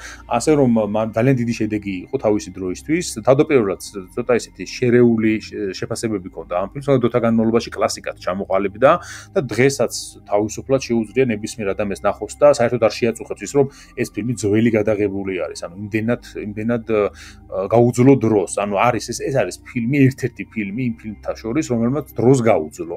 იმიტომ რომ ძალიან ბევრი ფილმი რომელიც მოძველდა, დღეს უკვე ნახავ, აი აშკარად ეთყობა, რომ აი აღარ არის რა ამის დრო ძალიან მოძველებულია, იქ რაღაც დეტალები ჩანს, რომ უკვე საცილო არის თანამედროვეობაში. მსგავსი არაფერი არ არის ამ შემთხვევაში ამ ფილმში, ეს არის სრულად, შეგვიძლია ვთქვათ, რომ აი თანამედროვეობაში რომ გადაეღოთ, აი მეც კი შეიძლება ბევრ რამეში ვერც მიხვდე, რომ ეს ძველი გადაღებულია. რიდლი სკოტს მარტო ერთი კადრი არ მოწონს მთელ ფილმში. აი როცა ეშს რომ მაგის თავი როცა ასწორებენ, სანამ ასწორებენ ეს თავი ხელოვნურად გაკეთებულია სამიან ხოლზე გადავდივართ. მაგრამ მაშინ ლატექსი ცოტა უფრო აცქო განძი იყო, ალბათ ხარისხი იყო დაბალი და რაც უფრო დრო გადიოდა, მე თუ პატრავდებოდა და კადრი რომ გაიაზრე რეალური ანხომზე ეს თავი არ ემთხვევა ზუსტად. და ის ერთადი კადრი არ მოსწონს რიდლი სკოტს. ხო, ახლა ეგ ეპატიება და ეგ კი არა რიდლი სკოტს პირველ რიგში ის უნდა ახსოვდეს თავის მაგის მე 2000-იანი წლებში გადაღებულ გლადიატორში ეტლებზე ეს გაზის ბალონები რო ჩანს და ასე შემდეგ, ხო? ასე რომ აი თავზე თუ ლაპარაკობს რატომღაც ეს ფილმები. ხო, და ის თავი არ აუშავს, ბევრს არაფერს არ აშავებს, შემიაზრეთ, იქ შეიძლება საერთოდ არ მიაქციო ყურადღება ადამიანმა ფილმის ყურებისას, ხო? იმდენად სხვა მასია გადასული აბსოლუტურად. ხო, უნდა ითქვას მთლიანობაში ამ ფრენჩაიზის timeline-ზე, ანუ ქრონოლოგიაზე, როგორ ვითარდება ეს ყველაფერი, ეს არის 2122 წელი, როგორც გითხარით, და შესაბამისად ძალიან წინ არის წასული კაცობრიობა, კოსმოსს იკვლევს უკვე, ძალიან შორეულ კოსმოსში შეუძლიათ გადაადგილება, ასევე მიაგნეს მეთოდს, რომ შეიძლება ეგრეთ წოდებულ cryo sleep მასში იყოს, ხო?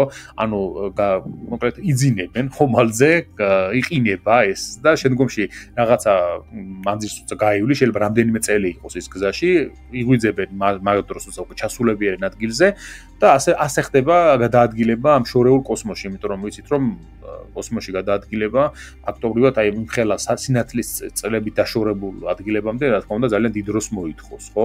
და ამ დროს არა რომ ყილაკს აჭერნა პირდაპირ რომ გადადიან. კი, შესაბამისად აქ უფრო ანუ ეს უფრო მეტად არის სამეცნიერო ფანტასტიკა, უფრო არის ახსნილი ასეთ დეტალები, ვიდრე იგივე ვარსკვლავურობებში ან დიუნში, რომელიც აბსოლუტურად სხვა რამეზე ამახვილებს ყურადღებას და რა თქმა უნდა იმათვის არ არის მნიშვნელოვანი ის რომ დეტალებში აგვიხსნა როგორ მოგზაურობენ კოსმოსში და რა ფიზიკის კანონებს ემორჩილება ეს ყველაფერი ხო და აქ ემორჩილება გარკვეულწილად ასე რომ აქ ესეთი გამოგონებები საჭირო და კიდევ ძალიან საინტერესო დეტალი არის აქ თვითონ კომპანია რომელიც ამ ყველაფერს კურირებს ხო ვეილანდ იუტანი ხო ცნობილი კომპანია რომელიც იკვლევს კოსმოსს და ეძებს იქ რაღაცას რაც შემდგომში ეგრეთ წოდებულ პრიკველებში ეცადა რომ აეხსნა. ამბობენ უცხოს უარესები არიან ეგენიო.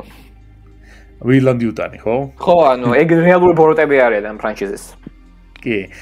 ხო, რა თქმა უნდა, გარკვეულწილად ასე არის და გამოაჩენს კიდევაც ამას შემდგომში პრომეთეუსში და კოვენანტში, უკვე რიდლი სკოტი ხო?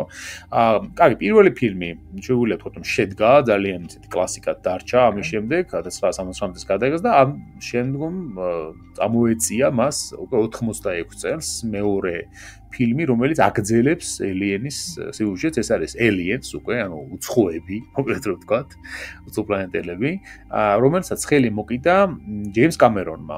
ამ დროისათვის ასევე შეიძლება ითქვას, რომ ძალიან პერსპექტიულმა და ძალიან მაგარმა რეჟისორმა, რომელმაც შემდგომში ძალიან ბევრი კლასიკა გვაჩუქა, ხო? ერთ-ერთმა გამორჩეულმა რეჟისორმა, ალბათ კინემატოგრაფიაში ზოგადად კინემატოგრაფიაში. საინტერესო ფაქტი რომ ეს ფილმი დაგვიანებით მოვიდა ზოგადად, ანუ 1979 და 86.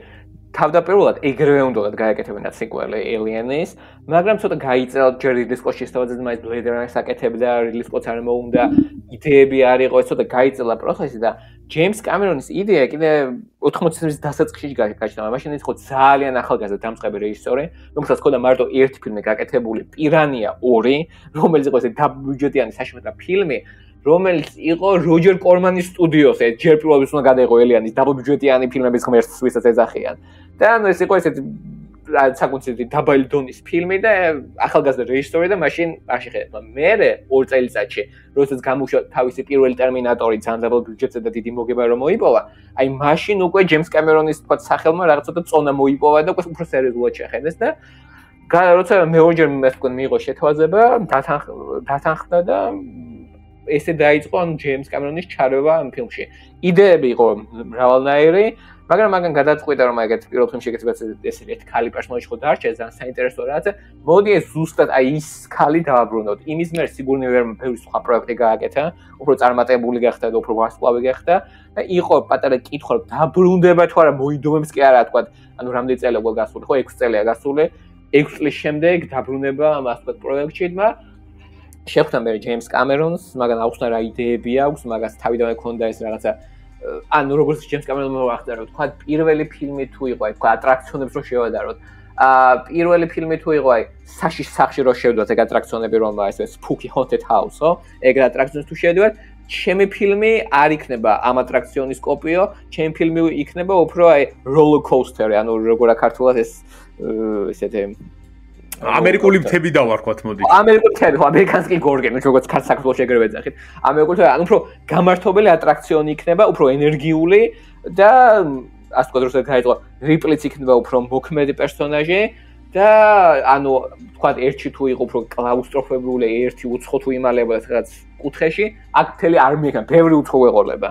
და ასე ვთქვათ, როცა ვიზუალზე ფიქრობ და ჯეიმს კამერონი ესე კანადიდან საკუთრებული ლიბერალური და პაციფისტი კაცი, ძალიან უყვარს თავის ფილმებში თოფები და ჯარი და ასე ვთქვათ, თელი ეს ვთქვათ, აფეთქებები და ფეიერვერკები. და რა გადაწყვეტა რომ შემოიღო, ну, რახან 85 წელს, 84-ში ეს ვთქვათ, პროექტი ყალიბდება, მარტო 10 წელია გასული მის მერე, რაც ამერიკის ჯარი გამოვიდა ვიეტნამიდან. და ამერიკელებისთვის ეს ვიეტნამის, ისე ვიეტნამს უბრუნდებით სულ მგონი ყოველ პოდკასტში. და ამერიკელებისთვის ძალიან ახალი იყო მაშინ კიდე ეს ვიეტნამის ომის წარმოდგენა, ეს ტრაუმა, რომ ასე ვთქვათ, განვითარებული ჯარი ჩავიდა თითქოს პრიმიტიული მტრის წინააღმდეგ და რაც ტექნოლოგია და დიდი თოფები და ღირსშესანიშნავები არ უნდა კონდეს, მაინც ას თუ ისე დამარცხდნენ, ხო? და კამერამ გადაწყვიტა, რომ ეს ხასიათი, ეს ატმოსფერო შემოიღო აქ და ეს შექმნა კოლონიალ მაინც, კოლონიალური ზღვის ჯარს ვერ დაუძახებთ, სამხედროები. ამერიკები და მიახლოებით მათი გემები, მათი იარაღი არის ძალიან ისეთი მეცნიერული ფანტასტიკის და ეთიკოს მომავლეზე. მაინც მიმსგავსებულია 70-იანი წლების პერიოდის, როგორც ამერიკული ჯარი როგორც იყო შეიარაღებული და მათი ვერტმფრენები და მათი ტექნოლოგიები. მაგისთვის მაგან დაიქირავა რეალური, ვთქვათ, ინსტრუქტორები, რომ კასტევინს და ანუ ვისაც უნდა ეთამაშეს, ასე ვთქვათ, ჯარისკაცები, გაწვდნეს ისე, როგორც, ასე ვთქვათ, გაწვდნენ რეალურ ჯარისკაცებს, ესე მაგათი boot camp-ი ქონდა, ანუ ფაქტიურად სპორტ სკოლაში გაუშვეს ეს მსახიობები. და ერთ-ერთი მსახიობი მაგის სახლი არ მახსოვს, შავკანიანი ბატონი, მათი მგონი ლიდერი, დიდ სიგარას რომ ეწევა, მაგ კაცს რეალური გამოცდილება ჰქონდა ვიეტნამში, ებრუც სახსახა ვერ ვიხსენებ, მაგრამ რეალურ გამოცდილება ჰქონდა და ძალიან ეს აუთენტურობა შემოიტანა, ასე ვთქვათ, კიდე მომზადების პერიოდში. სიგურნი ვივერიც დაბრუნდა დიდი სიამოვნებით, იმიტომ რომ რაღაცა ნახა ბიუჯეტიც გაიზარდა 11 მილიონი უკვე 18 მილიონზე და 80-იანებში ეს სამყარო დიდი თანხა იყო, ესე თქონდა სულ რამოდენიმე წელიწადში თვითონვე ჯეიმს კამერონის შეცვლის ყველაფერს, როცა ტერმინატორ 2-ს გადაიღებს და პირველად ბიუჯეტი 100 მილიონი იქნება ფილმის და საერთოდ შენ ვიზეც ამბობ, ეს არის ალ მეთიუსი, ხო? ეს არის ერთ-ერთი სერჟანტის როლში ამ ფილმში, ნამდვილად გამორჩეული მომენტი არის მისი ისა, ხო? სხვადასხვა რა არის ეს მეორე ნაწილი, ანუ ელიენსი ჰორორი არის გარკვეულწილად, რა თქმა უნდა, იმიტომ რომ იქ თუნდაც ის მომენტი, აი ჩაკეტილები რო არიან კოლონიაში და გარშემო ყველა მხარეს არიან ეს უცხოები და იწყებენ თავდასხმას და რამდენად ძნელია მათგან თავის დაღწევა და ფაქტობრივად მათი მჟავა სისხლის რომ აზიანებს ყველაფერს და ასე შემდეგ, რა თქმა უნდა, ქმნის რაღაცნაირ განწყობას, რომ აი გადასმუდმოდ აი გადარჩენისთვის იბრძვის ყველა და თანაც აი თითქმის გამოუვალ მდგომარეობაში მოხვდები არის ყველანი და თანაც იქ ის ბავშვის მომენტიც რომ კოლონიაში გადარჩენილი ერთ-ერთი არის ბავშვი და შესაბამისად აი როგორც პირველში კატაც როგორც იყო კატა ხო ჯონსი ხო რომელიც აი ეს ბავშვი ეს კატა და თვითონ სიგურნი ვივერი ალბათ არის აი ამ მთელი ფრენჩაიზის ყველაზე გამორჩეული ფიგურები თვითონ ქსენომორფთან ერთად და აი ეს ბავშვის სცენა როგორ იცავს მას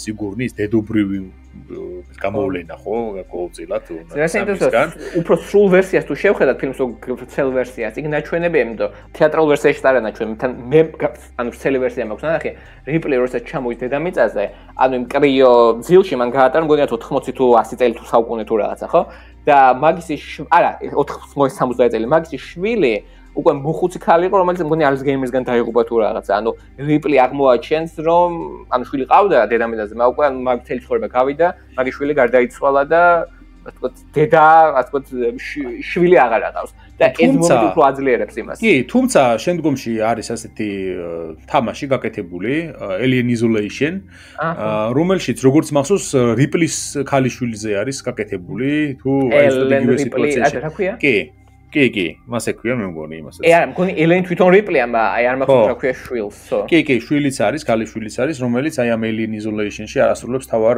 როლს. სხვაშორის ეს თამაში ითვლება, რომ აი Alien-ის და Aliens-ის მერე, რაც გაკეთებულა ამ ფრენჩაიზში, ყველაზე კარგი არის ზუსტად აი ეს Alien Isolation, იმიტომ რომ მან ზუსტად დაიჭირა იგივე მომენტი, იგივე ატმოსფერო, ხასიათი, კი, ნამდვილად შეძლო ეს ამანდა რიპლი არის, ამანდა რიპლი ეს ქალიშვილი.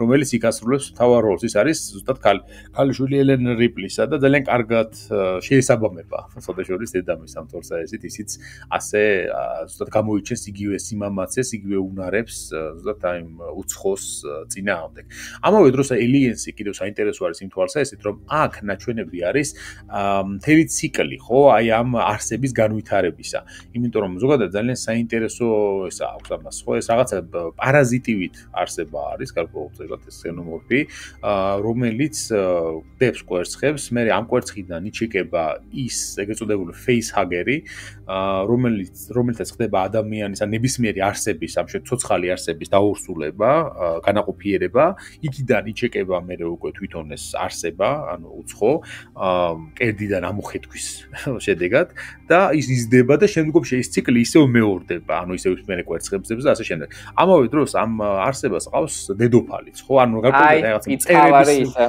ხო, წერების ის შეუნიშნოთ, ხო, რომ პირველ ფილმში მაინც xenomorph-ი ცოტა შეიძლება აი ლოვეკრატებას ხო ცოტა მისტიკური, ცოტა ეზოთერული შეიძლება აი მაინც ცოტა მისტიკა აქვს და აი ზოგი პირველი ფილმი ძალიან ფანტასტიკია, ცოტა aliens ანუ გაგზელებას ცოტა აკრიტიკებთ იმით რომ ეს ელემენტი თითქმის სულ ამოღებულია, იმიტომ რომ როცა შემოგავს დედოფალის უკვე რაზე გაიზ აი დედოფალი კიდევ ვიწყებს ჭიანჭველები, ფუტკრები, მართლაც ის რაღაც აი არსება რაც შეიძლება თქო კულტურა ქონდა რა და ჩვენი ადამიანური მწერების დონეზეა დაყვანილი რომ დედოფალი ანუ შეკავს კვერცხებს და მე კვერცხები და თვითონ xenomorph-ს როცა ანუ ერთზე მეტნი არის ანუ ხო არის თქვა თავის უფრო ჭიანჭველების იერარქიას გავს ვიდრე რაღაცა ისე ბუნებრივი უცხო ორგანიზმი და ამან ცოტა უფრო რაღაცა უცხო ორგანიზმიდან დაუშვა უფრო ხო ნაკლებ საშიში გახადა უფრო xenomorph და ბევრი რომ მოდიან და თქვა ვიეტნამი შერეული ხარ რომ ცხრილავენ და ანუ ეს კი არის საშირო ვაიმე ბევრი მოდის და როცა ტყვები დაგვეხარჯება რა უქნდა და რაღაცა აი მაინც ის ატმოსფეროს ეფექტი რომ როდესაც ანუ შეგიძლია უბრალოდ აიღო თოფი და გადაცხრილდოს 5 წელიწადად ეფექტი მაინც იკარგება რაც პირველ ფილმში იყო შეიძლება კი, ნამდვილად. შესაბამისად, აი მე მაგიტომ მაგ მიზეზის გამო მიმაჩნია მაინც რომ პირველ ფილმს ერთ-ერთი დანარჩენი ვერ შეედრება. მიუხედავად იმისა, რომ თავისებურად ისინიც ამ ჟანრში გამორჩეული ფილმები არის, განსაკუთრებით აი ზუსტად ეს Aliens-ი, მეორე ნაწილი, მთლიანობაში მაინც პირველთან ვერ მოვა, ჩემი აზრით, ზუსტად აი ამ მისტიკურობის დაკარგვის გამო. მაგრამ როგორც ასეთი სანახაობრივად, როგორც ბლოკბასტერი და შემდეგ, ისიც გამორჩეული. ხო, მეორეთი უფრო გაერთობა ადამიანი. ეს გააჩნია მაგრამ პირველში უფრო შეეშინდება. ხო, პირველში შეეშინდება დაიძაბები და გაერთობები. და ძალიან კარგად აი ჩვენ სულ აი როცა ვასპლორომებს ვლაპარაკობთ, ხო ძალიან კარგად ასახავს პირველ Alien-ის 70-იან წლებს. ვასპლორომები ხო გამონაკლისი იყო, რაც 80-იანი შემოიდანება და Alien-ი პირველი არის ძალიან 70-იანი წლების ისე მძიმე, ცოტა დეპრესიული, ძალიან სერიოზული ნაცრისფერი კინო. და Aliens უკვე აი ჭეშმარიტი 80-იანების თქო ჟუაჭკის გემოასდეს, ასე ვთქვათ კი არის კი სისხლყოფება უფრო მხიარული ხუმრობებით, თოფებით და აი უფრო აი ჰოლივუდური როგორც იტყვენ, მაგ 80-იან წლების ჰოლივუდია, სადაც აი კეთილი ხალხი და ნუ ბორტი უცხო პლანეტელები და აი უფრო მხიარული ფილმი ოჯახი რომ გაერთობა. კი, ნამდვილად. პრინციპში ხა მე მაგალითად ხა ჩვენ რო გაგვიგზელთ ეს ძალიან იმასაც ვიტყვი რომ ბევრს არაფერს დაკარგავს ჩემი აზრით მაყურებელი თუ შემდგომ გაგრძელებებს დიდ ყურადღებას არ მიაქცევს ამ ამბობენ რომ epic იყო Aliens ბევრი სისულელია გადაღებული ჩემი აზრით ამ ფრენჩაიზში შემდგომში დაურდაურიეს ძალიან რაც რამდენად არ არის ასიამოვნო იმიტომ რომ აირია რა სიუჟეტი ამის შემდეგ ბევრი რაღაცა ერთმანეთს ემთხვეოდა ზოგი რაღაცა არ ეთანხმებოდა ერთმანეთს რაც გარკვეულად აკნინებს მე მთლიანობაში აი ამ ძალიან შესანიშნავი იდეას რომელზეც შეიქმნა ზუსტად ეს ფილმი იმიტომ რომ შემდგომი გადაღებული ფილმი Alien 3 რომელიც ამის შემდეგ გამოვიდა საკმაოდ საინტერესო არის საინტერესოა მაგრამ საკმაოდ სუსტი ფილმია განსხვავებით პირველთან და მეორესთან შედარებით ჩემი აზრით აი მეოთხე ანუ Resurrection ანუ საერთოდ კატასტროფა არის ამ თვალსაზრისით ძალიან როგორ ვთქვათ ჩიზის რომ უწოდებენ აი კიჩია რაღაცნაირი აი უფრო მიყვარს იმიტომ რომ უფრო მხიარულია კი აი მაგ თვალსაზრისით კი და თანაც ამ მეოთხე ნაწილში თამაშობს რონ პერლმანი მაგალითად ვაინონა რაიდერი და საინტერესო შემადგენლობა ყავს საკმაოდ რა მსახიობებისა მაგრამ თვითონ ფილმისა რა გითხრათ ლიანობაში და გავიდა რამდენიმე წელი და დაიწყეს ერთი ძალიან ცუდი რაღაც გაკეთება. Alien-ი, ანუ ეს უცხო დაუკავშირეს Predators, მეორე ასევე ესეთ უცხო პლანეტურა არსებას, რომელზეც ასევე არის ძალიან საკვანძო, ძალიან ეგრეთ წოდებული ეპიკური ფილმი თავისი დროისა, რომელსაც ეწოდება Predator-ი, ანუ მტაცებელი, ხო? ეს არის ფილმი, რომელშიც ანუ შვარცენეგერმა გაიფწყიდა, თქვათ რა, ყველაზე ცნობილი ალბათ კონანიდან და ამ ფილმიდან არის ზუსტად არნოლდ შვარცენეგერი. თანაც ეს თელი გუნდი არის შეკრებილი აქ ისეთი მსახიობებისა, რომლებიც თავის დროზე მაგარი ბიჭების როლებს ასრულებდნენ ხოლმე, ხო? ეს Predator-ი არის გადაღებული 87 წელს. აქ არის არნოლდ შვარცენეგერი, რომელიც დაჩის როლს ასრულებს ჰოლანდიელის, რომელიც არის ამ შემთხვევაში ამ ჯგუფის ლიდერი, რომელსაც გაგზავნიან ჯუნგლებში და რომ გაარკვიონ რა ხდება, იქ რაღაცა უცხო, რაღაცა ხდება უცნაური ამბები ხდება. კარლ ვეზერსი თამაშობს დილონის როლში, კარლ ვეზერსი ის ცნობილი როკიდან, ხო, აპოლო კრიდის როლის შემსრულებელი. აქ არის ასევე ბილ დიუკი, თავის დროისთვის ერთ-ერთი გამორჩეული ასეთი ტიპის როლებში, ჯესი ვენტურა, პოლიტიკოსი მომავალი. კი, სონი ლენთემი, რომელიც ბილის როლს ასრულებს და ალბათ ერთ-ერთი ყველაზე გამორჩეული სცენა არის აქ ბილის სიკვდილი, პრედატორის ფილმში და შესაბამისად, ანუ ეს ძალიან ისეთი შემადგენლობა ამ ფილმში და აქ სწორედ არის გამოჩნდება ის უცხო არსება, რომელსაც ქვია რომელსაც უწოდებენ პრედატორს, ანუ კაცებელს. და ნუ ესეც გახდება მოკლედ რომ ვთქვათ, ესეთი განსაკუთრებული სამეცნიერო ფანტასტიკის ჟანრში და შემდგომში გადაწყვეტენ რომ ეს ორი ფრენჩაიზი დაუკავშირონ ერთმანეთს, ანუ უცხო და აცებელი, იმიტომ რომ რაღაც მომენტში მეორე ნაწილში მგონი პრედატორის და ჩანს თავის ქალა, ხო? ხო, მარტო მაგითო, პრედატორ 2 როგორც თავდება, უბრალოდ ხუმრობა იყო, რომ ანუ შედის დენი გლობერის პერსონაჟი, ძალიან პრედატორი ცალკე თემაა, ეს ძალიან მიყვარს მეორე ნაწილი განსაკუთრებით ცალკე სიგიჟეა.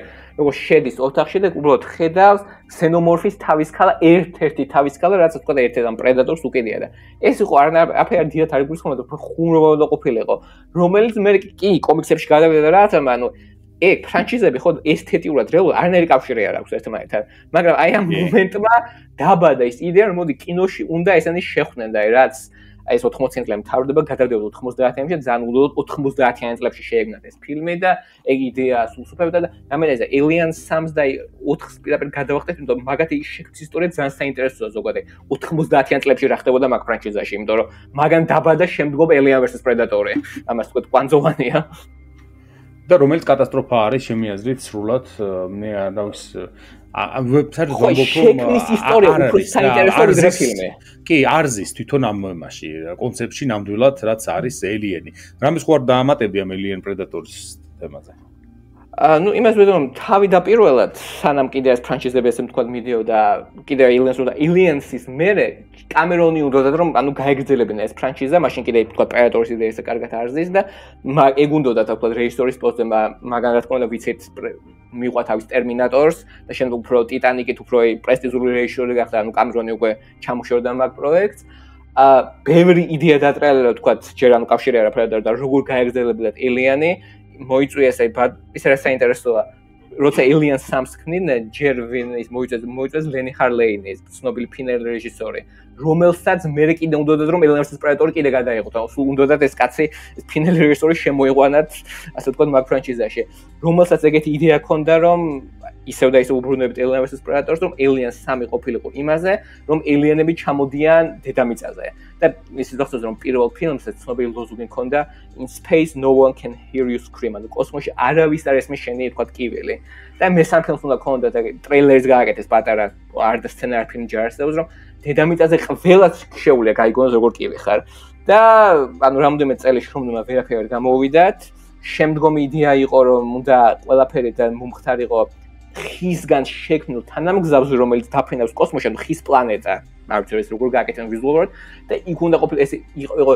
ეს იდეა მეც ძალიან ჩამშა თავში რომ ეს ხის პლანეტა იყო ძალიან ისე დიდი სპეციფიური კოსმოსური მონასტერი სადაც მოღვაწეობდნენ კლასიკური ბერების ასე ვთქვათ რაღაც ორდენია და ეს ბერების ორდენი კოსმოსში ხის პლანეტაზე უნდა გაუკლავდებოდნენ ქსენომორფს და ეს იდეა ძალიან მე თავში ჩამშა და მაგ დიდი სამნები შევხედავდი მაგრამ ესეც არ გამოვიდა მე ახლა შემდგომ შეიქმნა ეს ფილმი რომელიც ვიცით რომ Alien 3 რომ Brides დააბრუნდეს რიპლი, მაგრამ ყველა წინა ფილმშიც გადარჩა მაგის ოჯახი რომ შეიძინა ნიუტი და ჰიქსი, ყველანი იღუპებიან, ეგ არანაირი მონასტერი არა და არის რაღაც ციხე პლანეტა, სადაც ყველა არის გადახოტრილი და ესეც საინტერესო რაც ეგ არის, იქ აი ჩვენ ევოლუცია ვახსენეთ ხო, რომ სულ იცვლება Alien-ი, ერთადერთი რომ მაგ ფილმში Alien-ი არა ადამიანი იბადება, არამედ 4 ფეხა ძუძუმწოვრიდან. გააჩნია ორი ვერსია, ხო?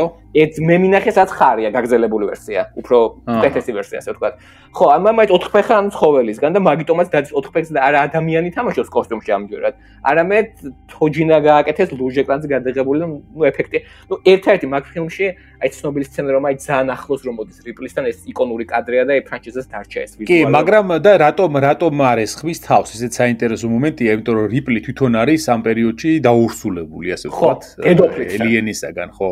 და ამ შემთხვევაში აი ესეთ ადამიანებს, ვისში ჩანასახი არის ჩადებული უცხოსი, იმას არ ეკარება რა, მოკლედ აღარ კლავს, იმიტომ რომ მისგან უნდა დაიბადოს, ხო, ის სხეული ამ შემთხვევაში, ასე რომ ესეც მაგ ფილმში ჩანს ეგ ეპიზოდი, ისევე როგორც მეოთხეში კიდევ სამეცნიერო ექსპერიმენტები რო არის, ხო, Resurrection-ში.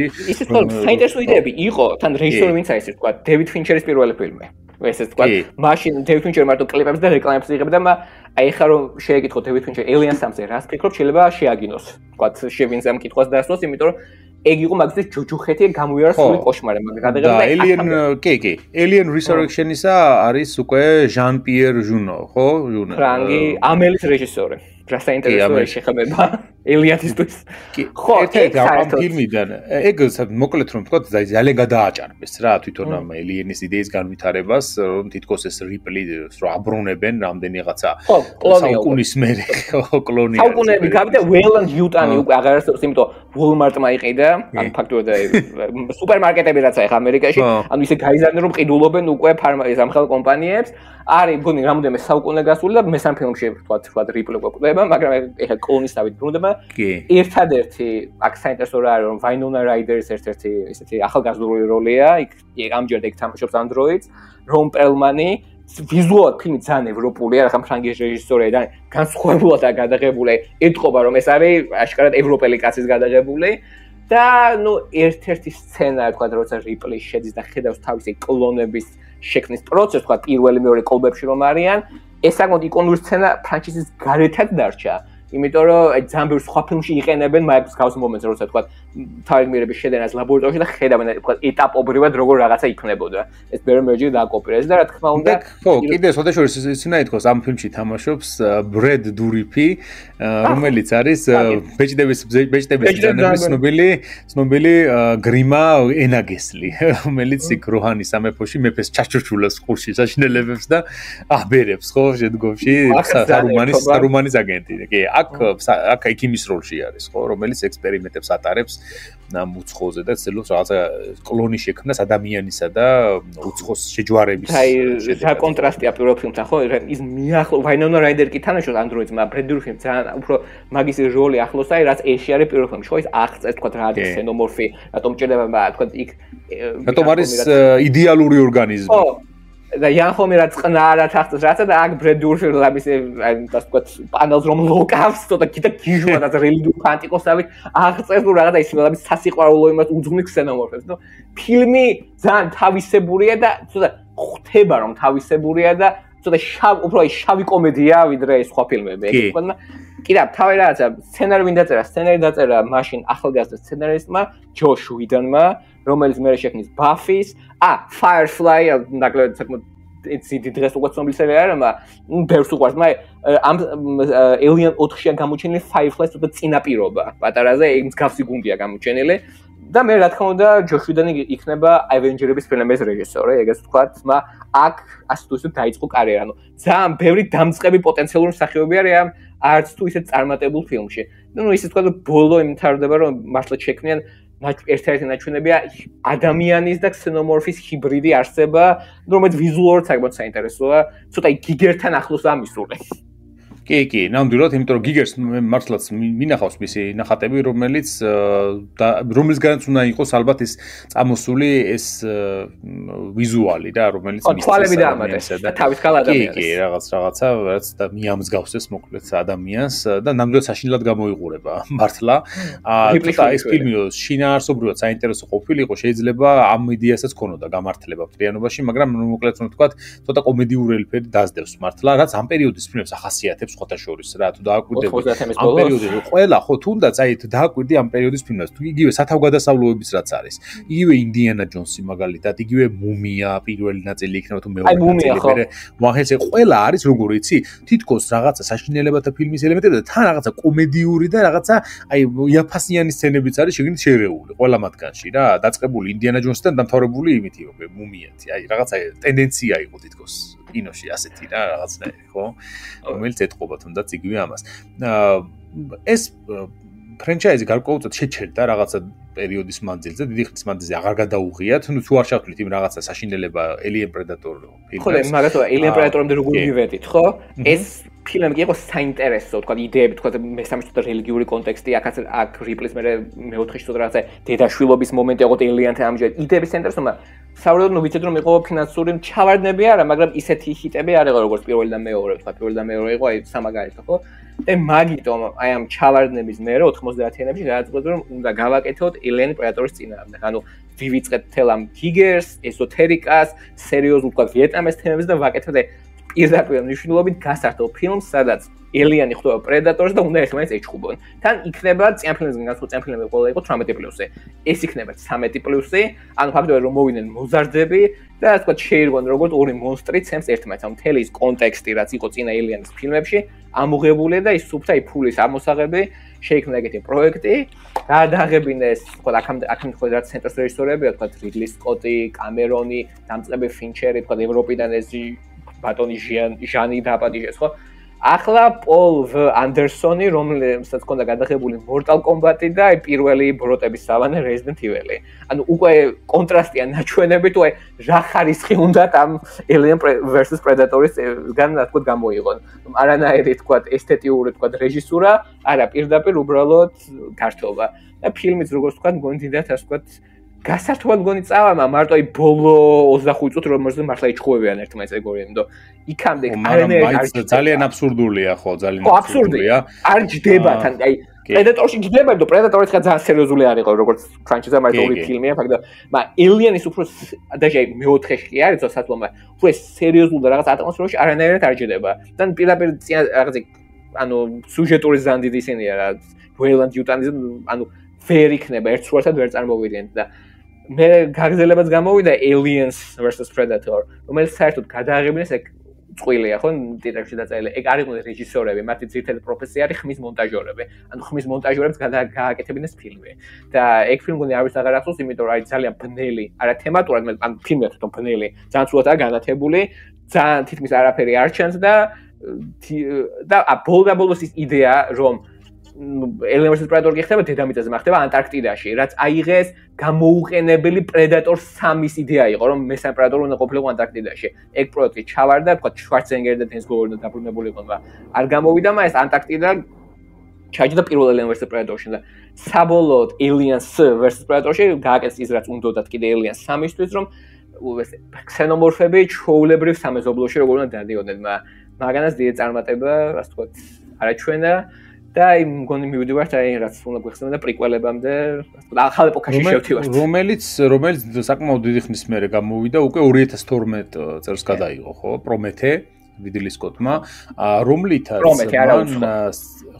რომელთაც მან სცადა დაებრუნებინა ის მისტიკა და ის რაღაცა გარკვეულწილად ღრმა შინაარსი რაც პირველი ფილმიდან იგრძნობოდა მაშინ მაგრამ რამდენად გაამართლა ამან ან როგორ მოახერხეს ისევ ამ ფრენჩაიზთან დაბრუნება რატო გადაწყვიტეს როცა ამდენი ხნის მერე თქოს წარმატება არ ქონიათ აი თვითონ რიდლი სკოტს როგორ სულ ახლის გაკეთება უყვარს და ისა თავდაპირველად ეს არც უნდა ყოფილიყო როგორც ხვდები მთლიანად Alien-ის პროექტი. ნელ-ნელა გადაიზარდა მაგაში. ანუ ჯერ ეს უნდა ყოფილიყო რაც იდეის დონეზე იყო რაც Alien-ის მსგავსი ფილმი, მაგრამ ნელ-ნელა გახდა Alien და სცენარისტი იყო ქვია მაგაც სულ მოვიწყდება J.J. Abrams-ის დიდი მეგობარია და ის სულ მოვიწყდა მაგაცის სახელი. პრომეთეს ის ხო? სცენარისტი ხო?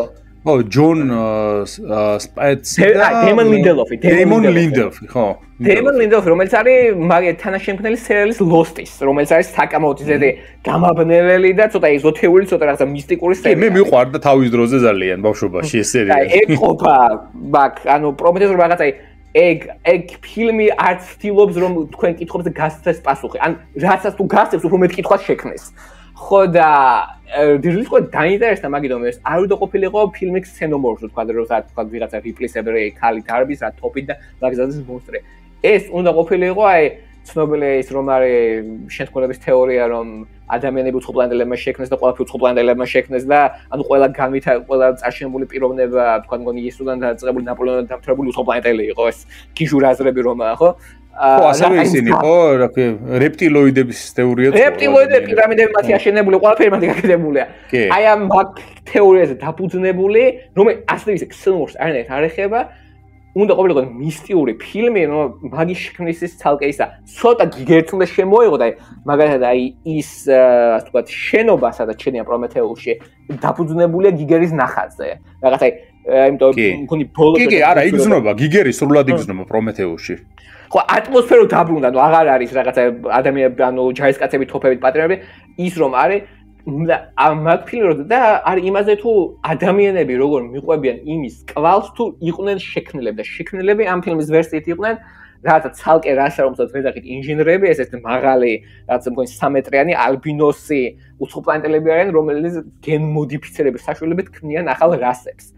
და ფაქტიურად აი როგორ შედის აი რატომ არის კავშირი ზოგადად უცხოსთან, რომ უცხო არის, ანუ უფრო მაგის პრევერსია არის მაგათი ერთ-ერთი გენეტიკური პროექტი, რა თქმა უნდა, უცხოს ფუძე არის ბიოლოგიური იარაღი, მაგრამ ეს სიუჟეტის მგონი მესამედიც არა, ეს არის უბრალოდ პატარა, ასე წერტილი, აგო პოსტსკრიპტუმია უცხოს რაც ეხება, ფილმია სხვა რაღაცა დაფუძნებული და როდესაც გამოვიდა ხალხი ცოტა დაიბნა, იმიტომ რომ ისინი მართლაც მოელოდებოდნენ რაღაცა aliens და მიიღეს ესეთი რაღაცა სამეცნიერო ფანტასტიკა ტირე ტრილერი, ტირე ცოტა რაღაცა რელიგიურ თემებზე გადასული ეზოთერიული ფილმი. მერტის იდეასაც ეხება, ხო, თავისთავად ეს. ხო, ანუ ადამიანები ეძებენ თავის შემქმნელს. ეგ არის მთავარი იდეა და იქ გვაჩვენებენ გაი პირსი თამაშობს ვეილანდ ჯუტანის დამაარსებელს, ეს მოხუც კაცს თამაშობს, რომელიც ანუ არის მილიარდერი, რომელიც ცოტა ეხა ელონ მასკს უადარებ ეხა ცოტა, რომელიც კი, ზუსტად შეესაბამება რა გინდა. ო, გაფრინდეს კოსმოსში და დაელაპარაკოს თავის შემქმნელს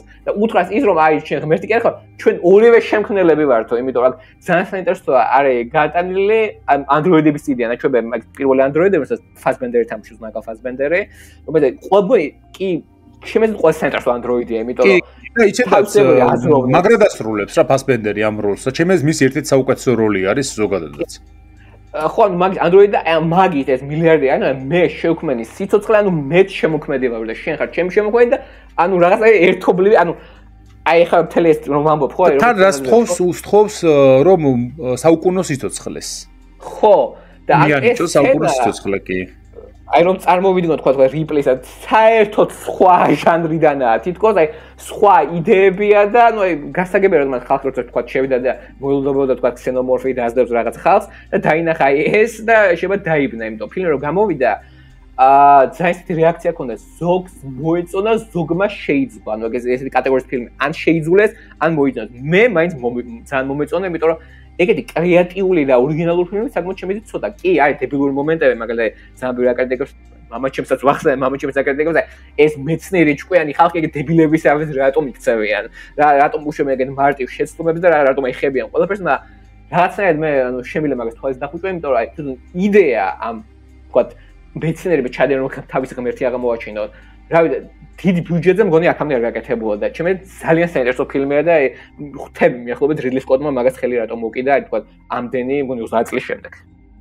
კი, სხვათა შორის მართლაც მეც გეთანხმები. მიუხედავად იმისა, რომ ეგეწოდებული plot hole-ები არის, რომელიც აზიანებს ხოლმე მთლიანობაში კონცეპტს და შეიძლება უფრო მეტი დაკვირვები თავიდან არიდებული ყოფილიყო, ალბათ ესეთი ხარვეზები, მაგრამ მთლიანობაში მაინც ძალიან საინტერესო შინაარსის არის და ამ ჟანრის ერთ-ერთი კლასიკა იმაჩნია მე, მიუხედავად იმისა, რომ დღეს იმდენად დაფასებული არ არის, რამდენადაც ორიგინალი ელიენი. თუმცა პრომეთეუსი, ან პრომეთეუსი ხომალდის ისაა, ხო, სახელწოდება, რომელიც აქ ჩადის. სიმბოლური სახელია. ამ შემთხვევაში სიმბოლურია, ხო, რა თქმა უნდა, იმიტომ რომ უკავშირდება ტიტან პრომეთეს, რომელსაც ის მოიპარა, ხო, ღმერთებისგან ცეცხლი და კაცობრიობას მისცა და შესაბამისად აი ამ ძიების, აი ამ ღმერთთან შეჯიბრების მომენტი არის იქ ასახული, რომლისთვისაც ისჯება პრომეთე შემდგომში, ისევე როგორც კი. აი, როგორც ხვდები, რატო ქვია პრომეთე აქ ახსნილი არა, მგონი იყო უფრო სცენარი, რომელიც უფრო დეტალური იყო, მაგრამ დევიდ ლინდელოფის ფილმი ამ სცენარისტი, ეგ ანუ იქ კითხოს ანუ არ მოგცემს პასუხებს კითხვებზე, ხო?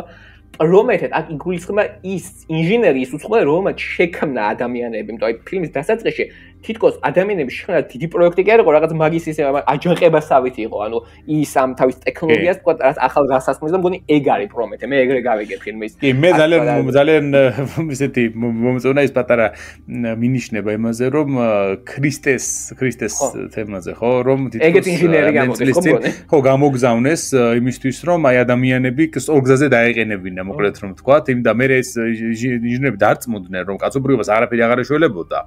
ავანტყოფიერი იყო მოკლედ და ამიტომ უნდა გაენადგურებინათ ისინი და ამისთვის მოფრინავდა ის ხომალდი რომელიც შემდგომში ელიენში იპოვიან ისისთვის მოფრინავდა ეს პეიჟოკეი რომ ჩამოეყარა ეს ასე ვთქვათ კვერცხები იმისი ქსენომორფისა და ქსენომორფებს მე გაენადგურებინათ კაცობრიობა ანუ თავიანთი მათ ჩათვალეს რომ არ მათი შეუმდგარი პროექტი იყო ადამიანები და შესაბამისად მის განადგურებას ანუ ჟოკეი რაცა იხსნებენ და აი ის რასაც ჩვენ ვხედავთ 79 წლის ფილმში ეს არა თვითონ ორგანიზმი ეს არის სკაფანდრი უფრო ცოტა პატარა არსებისთვის რომელიც მაქედან აკონტროლებს გემს და ეს გემი ფაქტობრივად არის ნუ ეს ბიოლოგიური იარაღის გამავრცელებელი ოღონდ ცოტა ძალიან განვითარებული და თვითონ ფილმში არ ჩანს ქსენომორფი ქსენომორფის მერე იგულისხმება როგორც შეიქმნა და რაცა ანუ რაც გვანახებენ ფილმში რომ ამ ინჟინერებს თავი გამოგონება რაცა შავი ესეთი სითხე მაზუთისებრი რომელიც არის ხო black goo ხო შავი სითხე ანუ ხო რა ვიცი მაზუთი რა ვიცი როგორ დავარქვათ ხო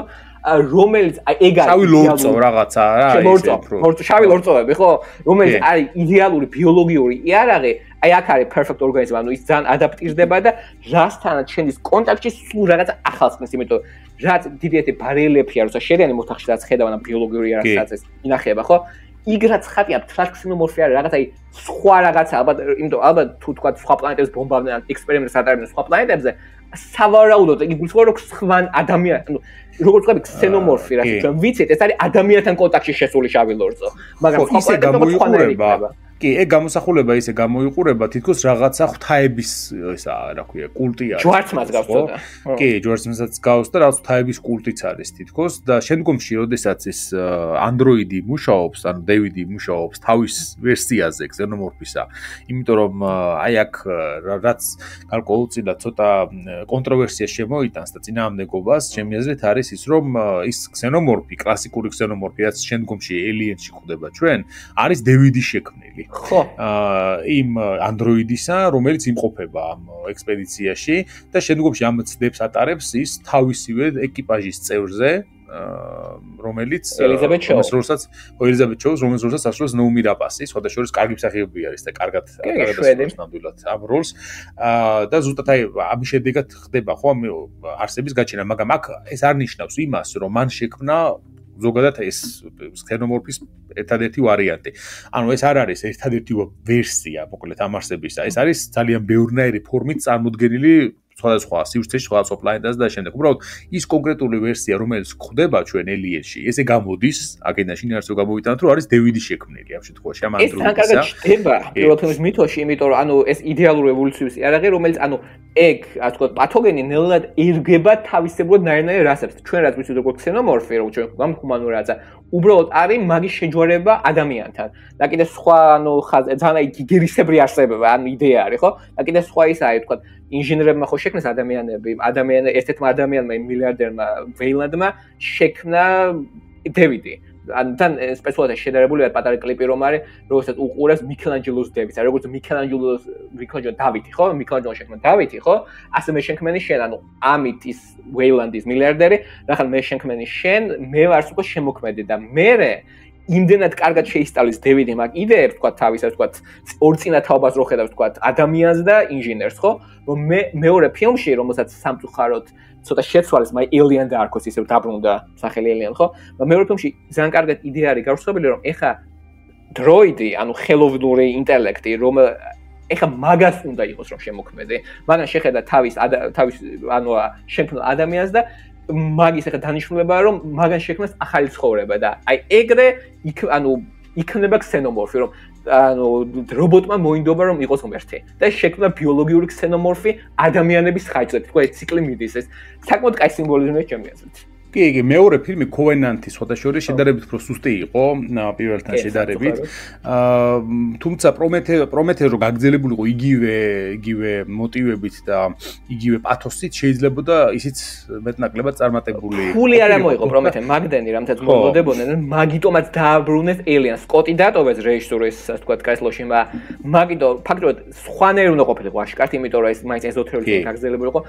ან კომპრომისი იყო. აი დევიდის ეს ეზოთერიული შემოქმედი ვთქვათ ვინ რას ქმნის ეგ თემატიკა დატოვეს, მაგრამ მაინც სტუდიომ დააძალო რომ უნდა დააბრუნო ქსენომორფი და უნდა გავდეს შენ პირველ 79 წელს გადაღებულ, ან უკვე 40 წლის წინ გადაღებულ ფილმს და მაგიტოეც კი ცოტა დაშავდა. დევიდის ის ხაზი საინტერესოა, მაგრამ აი ძალით შემოტენილი ელენის მომენტები მაინც ცოტა აღწევს და კიდე ეს საინტერესოა რომ ანუ აი რომ თქვით თავის ეკიპაჟის ხაზი ელიზაბეთ შოუსგან რომ ქმნის ელიზაბეთ შოუს არის ასე ვთქვათ ღვთისმშობელი სავით დევიდისთვის ხო? ერთ მომენტში ნაჩვენები ელიზაბეთის გვამი რაგან მაგისგან დარჩენილი რომელიც დევიდ ძალიან შენახული აქვს რაღაც ძალიან გრალისავით აქვს წმინდად ხო? ეგ ვიზუალი ელიზაბეთ შოუს გვამის რაზეც დაფუძნებული HR გიგეს ერთ-ერთი ნახატზეა როდესაც ის ხატავდა თავის მუზას და ერთ-ერთ თავის ანუ შეყვარებულ ქალს თავის საყვარელს ხატავდა და მუზას ქალის სახელი აღარ მახსოვს მაგრამ ქსენომორფის მერე ეს გიგაის ერთ-ერთი ყველაზე ცნობილი ნახატია ქალის სახეა და ისე თეთრი და მწვანეა და სახეობს ოდე გაწელილი ხო და აი ამ ქალის ნახატზე დაფუძნებული ელიზაბეთ შოუს გვამი ანუ ძალიან სიმბოლურად ქსენომორფის ღვთისმშობელი არის დაფუძნებული ქსენომორფის რეალურ შემქმნელის საყვარელ ქალზე ეს ცოტა თვითონ წერა შეიკრება თავიდან შეიკრაოსავით კი, ცოტა შორის ბევრი საინტერესო მომენტი არის, რაც ამ ფილმს უკავშირდება, მათ შორის მაიკ ფასბენდერი, რომელიც ცენტრალური ფიგურა არის ნამდვილად, აღნიშნავს, რომ იმისთვის რომ მეთამაშავ, ანუ ანდროიდის როლს შემესრულებინო, მე ვუყურებ Blade Runner-სო. რიდლი სკოტის ასევე. საინტერესოა, Blade Runner შემოვა ხა Predator-სნაირად, ხო? კი, ნამდვილად, შესაბამისად ამას გარდა თუნდაც იგივე შარლი სტერონის მონაწილეობა, რომელსაც უნდა შეესრულებინა ელიზაბეთ შოუს როლი თავიდან, მაგრამ სხვა ფილმშიც იღებდნენ და შემდგომში დაბრუნდა და მერედით ვიკერსის როლი შეასრულა და ნომი რაპასი გახდა ამ შემთხვევაში ელიზაბეთ შოუ. რიდლი სკოტმა აღნიშნა, რომ ამ ფილმის სახელწოდება, რა თქმა უნდა, უკავშირდება პრომეთეს და ზუსტად იმას, რომ აი ღმერთების წინააღმდეგ წასვლას მოკლედ რომ ვთქვათ რა და იდეის ძიებას, შესაბამისად ეს სახელი თვითონ აღნიშნა, რომ მე თვითონ შევარჩიეო ამ ფილმისთვის, რადგან ზუსტად შეესაბამებოდაო მის შინაარსო. ხო, რაც შეეხება ამ ინჟინრის იდეას, შემიძლია ინჟინრების დიზაინი ცოტა მეტ ხელი შეულებას იმსახურებდა ჩემი აზრით რა. იმიტომ რომ ძალიან ესეთი პლასტმასისებური. ხო, თეთრი რაღაცა ალბინოსი კაცუნები. კი, ალბათ მე ამჯობინებთ რომ უფრო ორიგინალური დიზაინი შეერჩიათ ამისთვის, თუმცა ამას არ გადავაყოლებდი ფილმს თლიანობაში, ხო? იმიტომ რომ თლიანობაში საინტერესო კონცეფტი არის ნამდვილად და ქონდა ნამდვილად ამას თავისი შანსი რომ გაებრწყინა. თუმცა Covenant-მა ჩააგდო ჩემი აზრით მე ეს პროექტი და სამწუხაროდ ის Covenant-ის სახელის ხო Covenant აღთქმა ხო? კი. ახალი აღთქმა დავიტარე. კი, და ის კიდობანი და ზუსტად იქ გამოჩნდება ქსენომორფი პირველად, რომელიც შექმნილია უკვე დევიდის მიერ.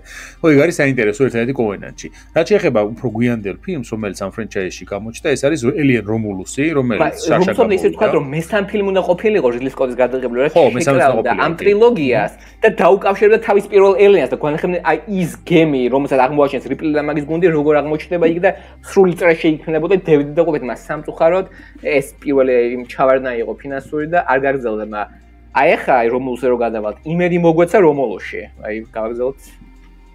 კი, Alien Romulus-ი, რომელიც გადაიღო უკვე სხვა რეჟისორმა, ფედი ალვარესმა, ახალგაზრდა რეჟისორია საკმაოდ, რომელიც გამოირჩევა თავისი საშინელებათა ჟანრის ფილმებით, ხო? შესაბამისად, როცა მან მოკიდა ხელი, უკვე ყველა ხვდებოდა, რომ უბრუნდებოდით კლასიკურ სამეცნიერო ფანტასტიკის ჰორორს და არა ფოშიში იყო, რომ ეს Disney-ის ეხლა ისე ვთქვა, რომ მე-20 საუკუნე Fox Disney-მა იყო და ეს პირველი უცხოეს ფილმი, რომელიც გამოუშვა Walt Disney-ის კომპანიამ. კი და ხო რა თქმა უნდა ამას მაგრამ თვითონ ფედი ალვარესის იმედი მაინც უმეტესობას ჰქონდა იმიტომ რომ საინტერესო რეჟისორი არის ჩემი აზრით Evil Dead 2013 წელს გადაღებული ფილმი მაგალითად და Don't Press 2016 წლის ფილმები ორივე საკმაოდ საინტერესო ფილმი არის შესაბამისად ფედი ალვარესის იმედი შეიძლება ქონოდა როცა ამ ფილმს იღებდა ამ ფილმს არ აქვს რა თქმა უნდა რაღაცა სასწაული ისა ხო თანამედროვე გაგებით 80 მილიონი ქონდა ბიუჯეტი რაც ეხლანდელი ფილმებისთვის ბევრი არაფერი არის რამხელა CGI-ს და ასე შემდეგ საჭიროებს ხო თანამედროვე ფილმები მე მაგალითად შარშან კინოთეატრში არა მაგრამ მე ვუყურე ამ ფილმს რო გითხრა რომ აღფრთოვანებული დავრჩი ნამდვილად ვერ ვიტყვი ამას მაგრამ ხასიათში იჯდა მაინც ფლიანობაში ამ ფრანჩაიზის და ძალიან საინტერესო იდეა იყო შემოთავაზებული აი იმ ყმაწვილების მონაწილეობით ხო ძალიან ახალგაზრდა მისი გუნდისა რომელიც იგზავნება იქ მისი შესრულებლად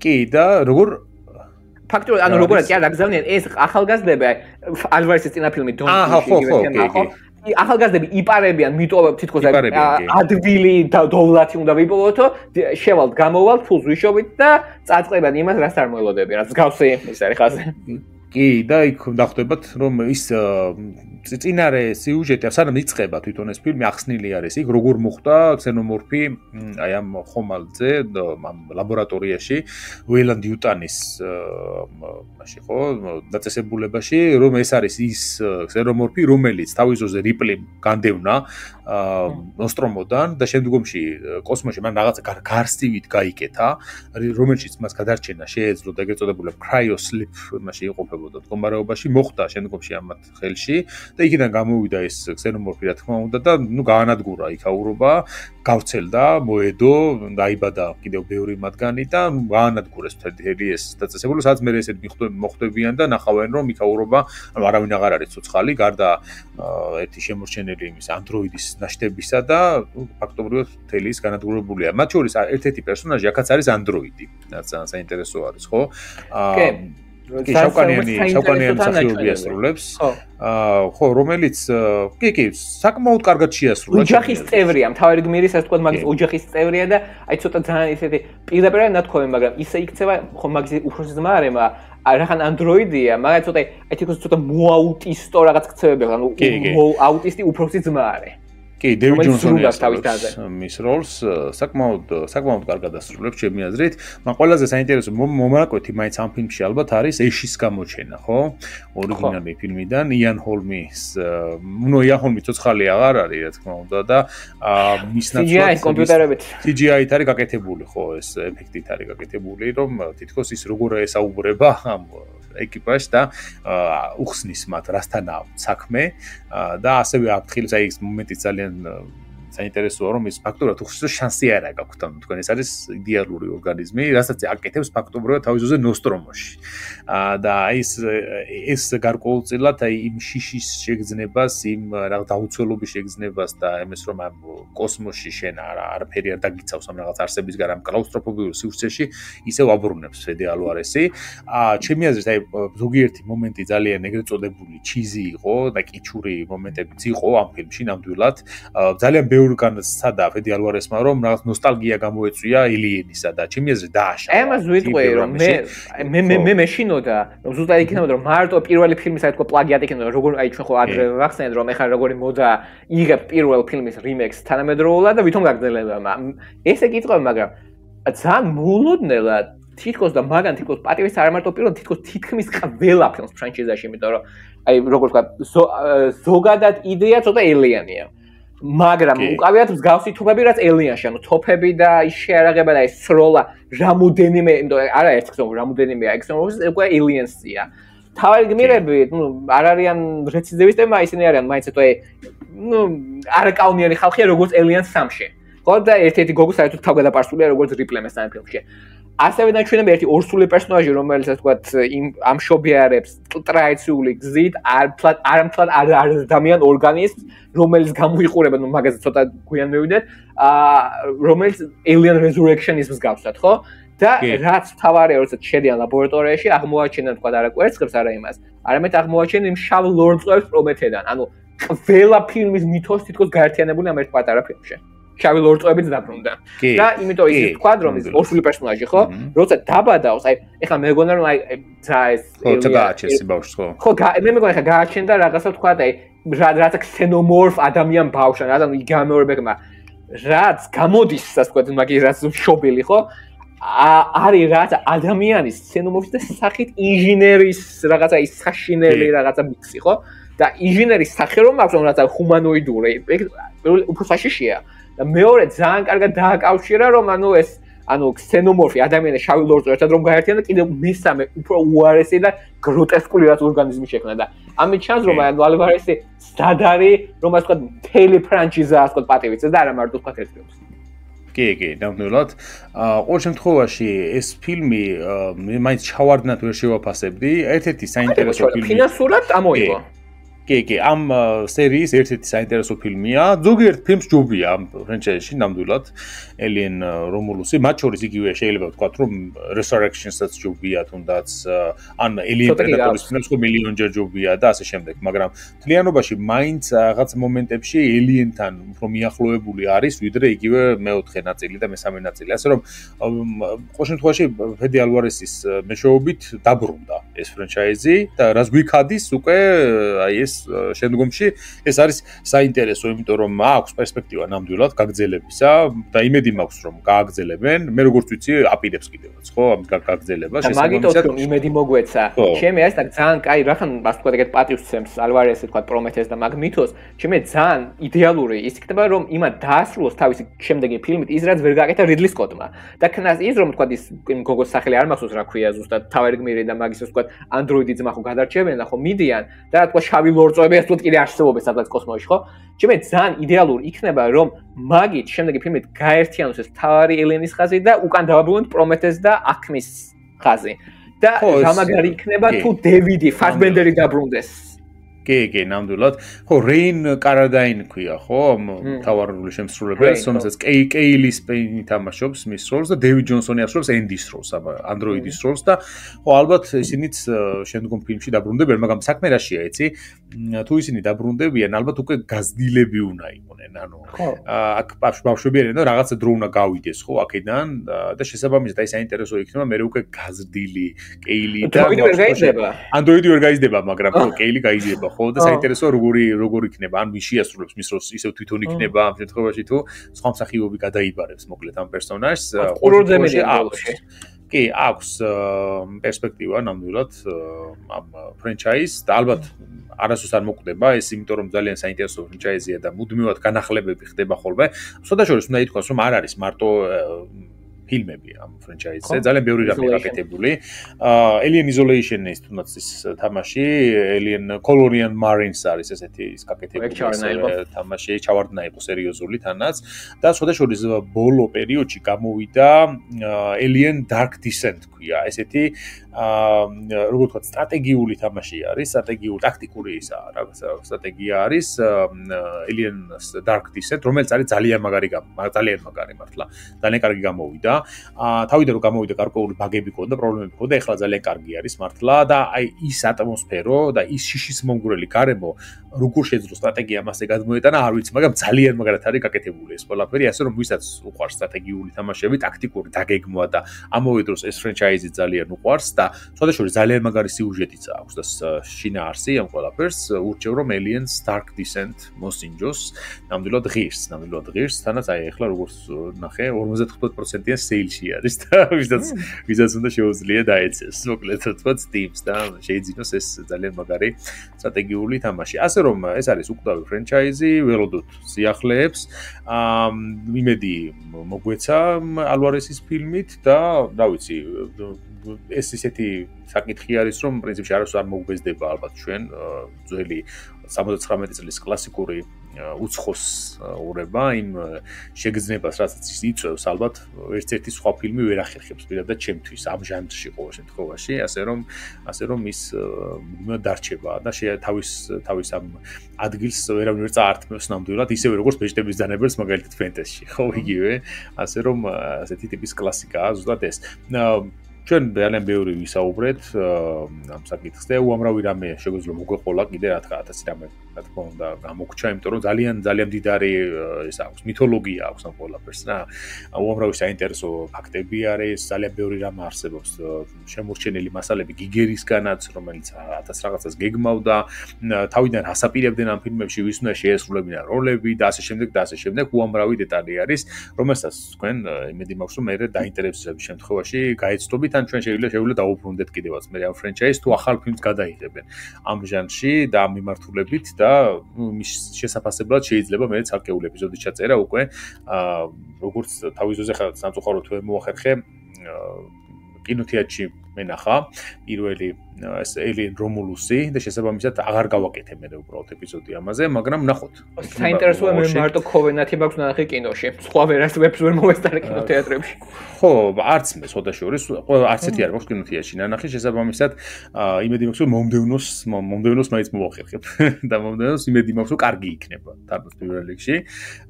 ვიქონიოთ ამისი იმედი და მსმენელს კი დავამშვიდობოთ მომავალ ეპიზოდამდე. მადლობა კიდევ ერთხელ სტუმრობისთვის. მოგიწოდებთ ყველას რომ მოიწონოთ, გააზიაროთ ჩვენი პოდკასტის ვიდეოები და იმედი მაქვს რომ მალე დაგიბრუნდებით ისევ ან ისტორიული ეპიზოდით, ან ამ შემთხვევაში შეიძლება ნებისმიერ საინტერესო თემაზე, რომელზეც მოგვეხასიათება, მოკლედ რომ თქვათ, რომ წარე პოდკასტში ვისაუბროთ. მადლობა კიდევ ერთხელ ირაკლი და ნახვამდის მომავალ ეპიზოდამდე. შემდეგად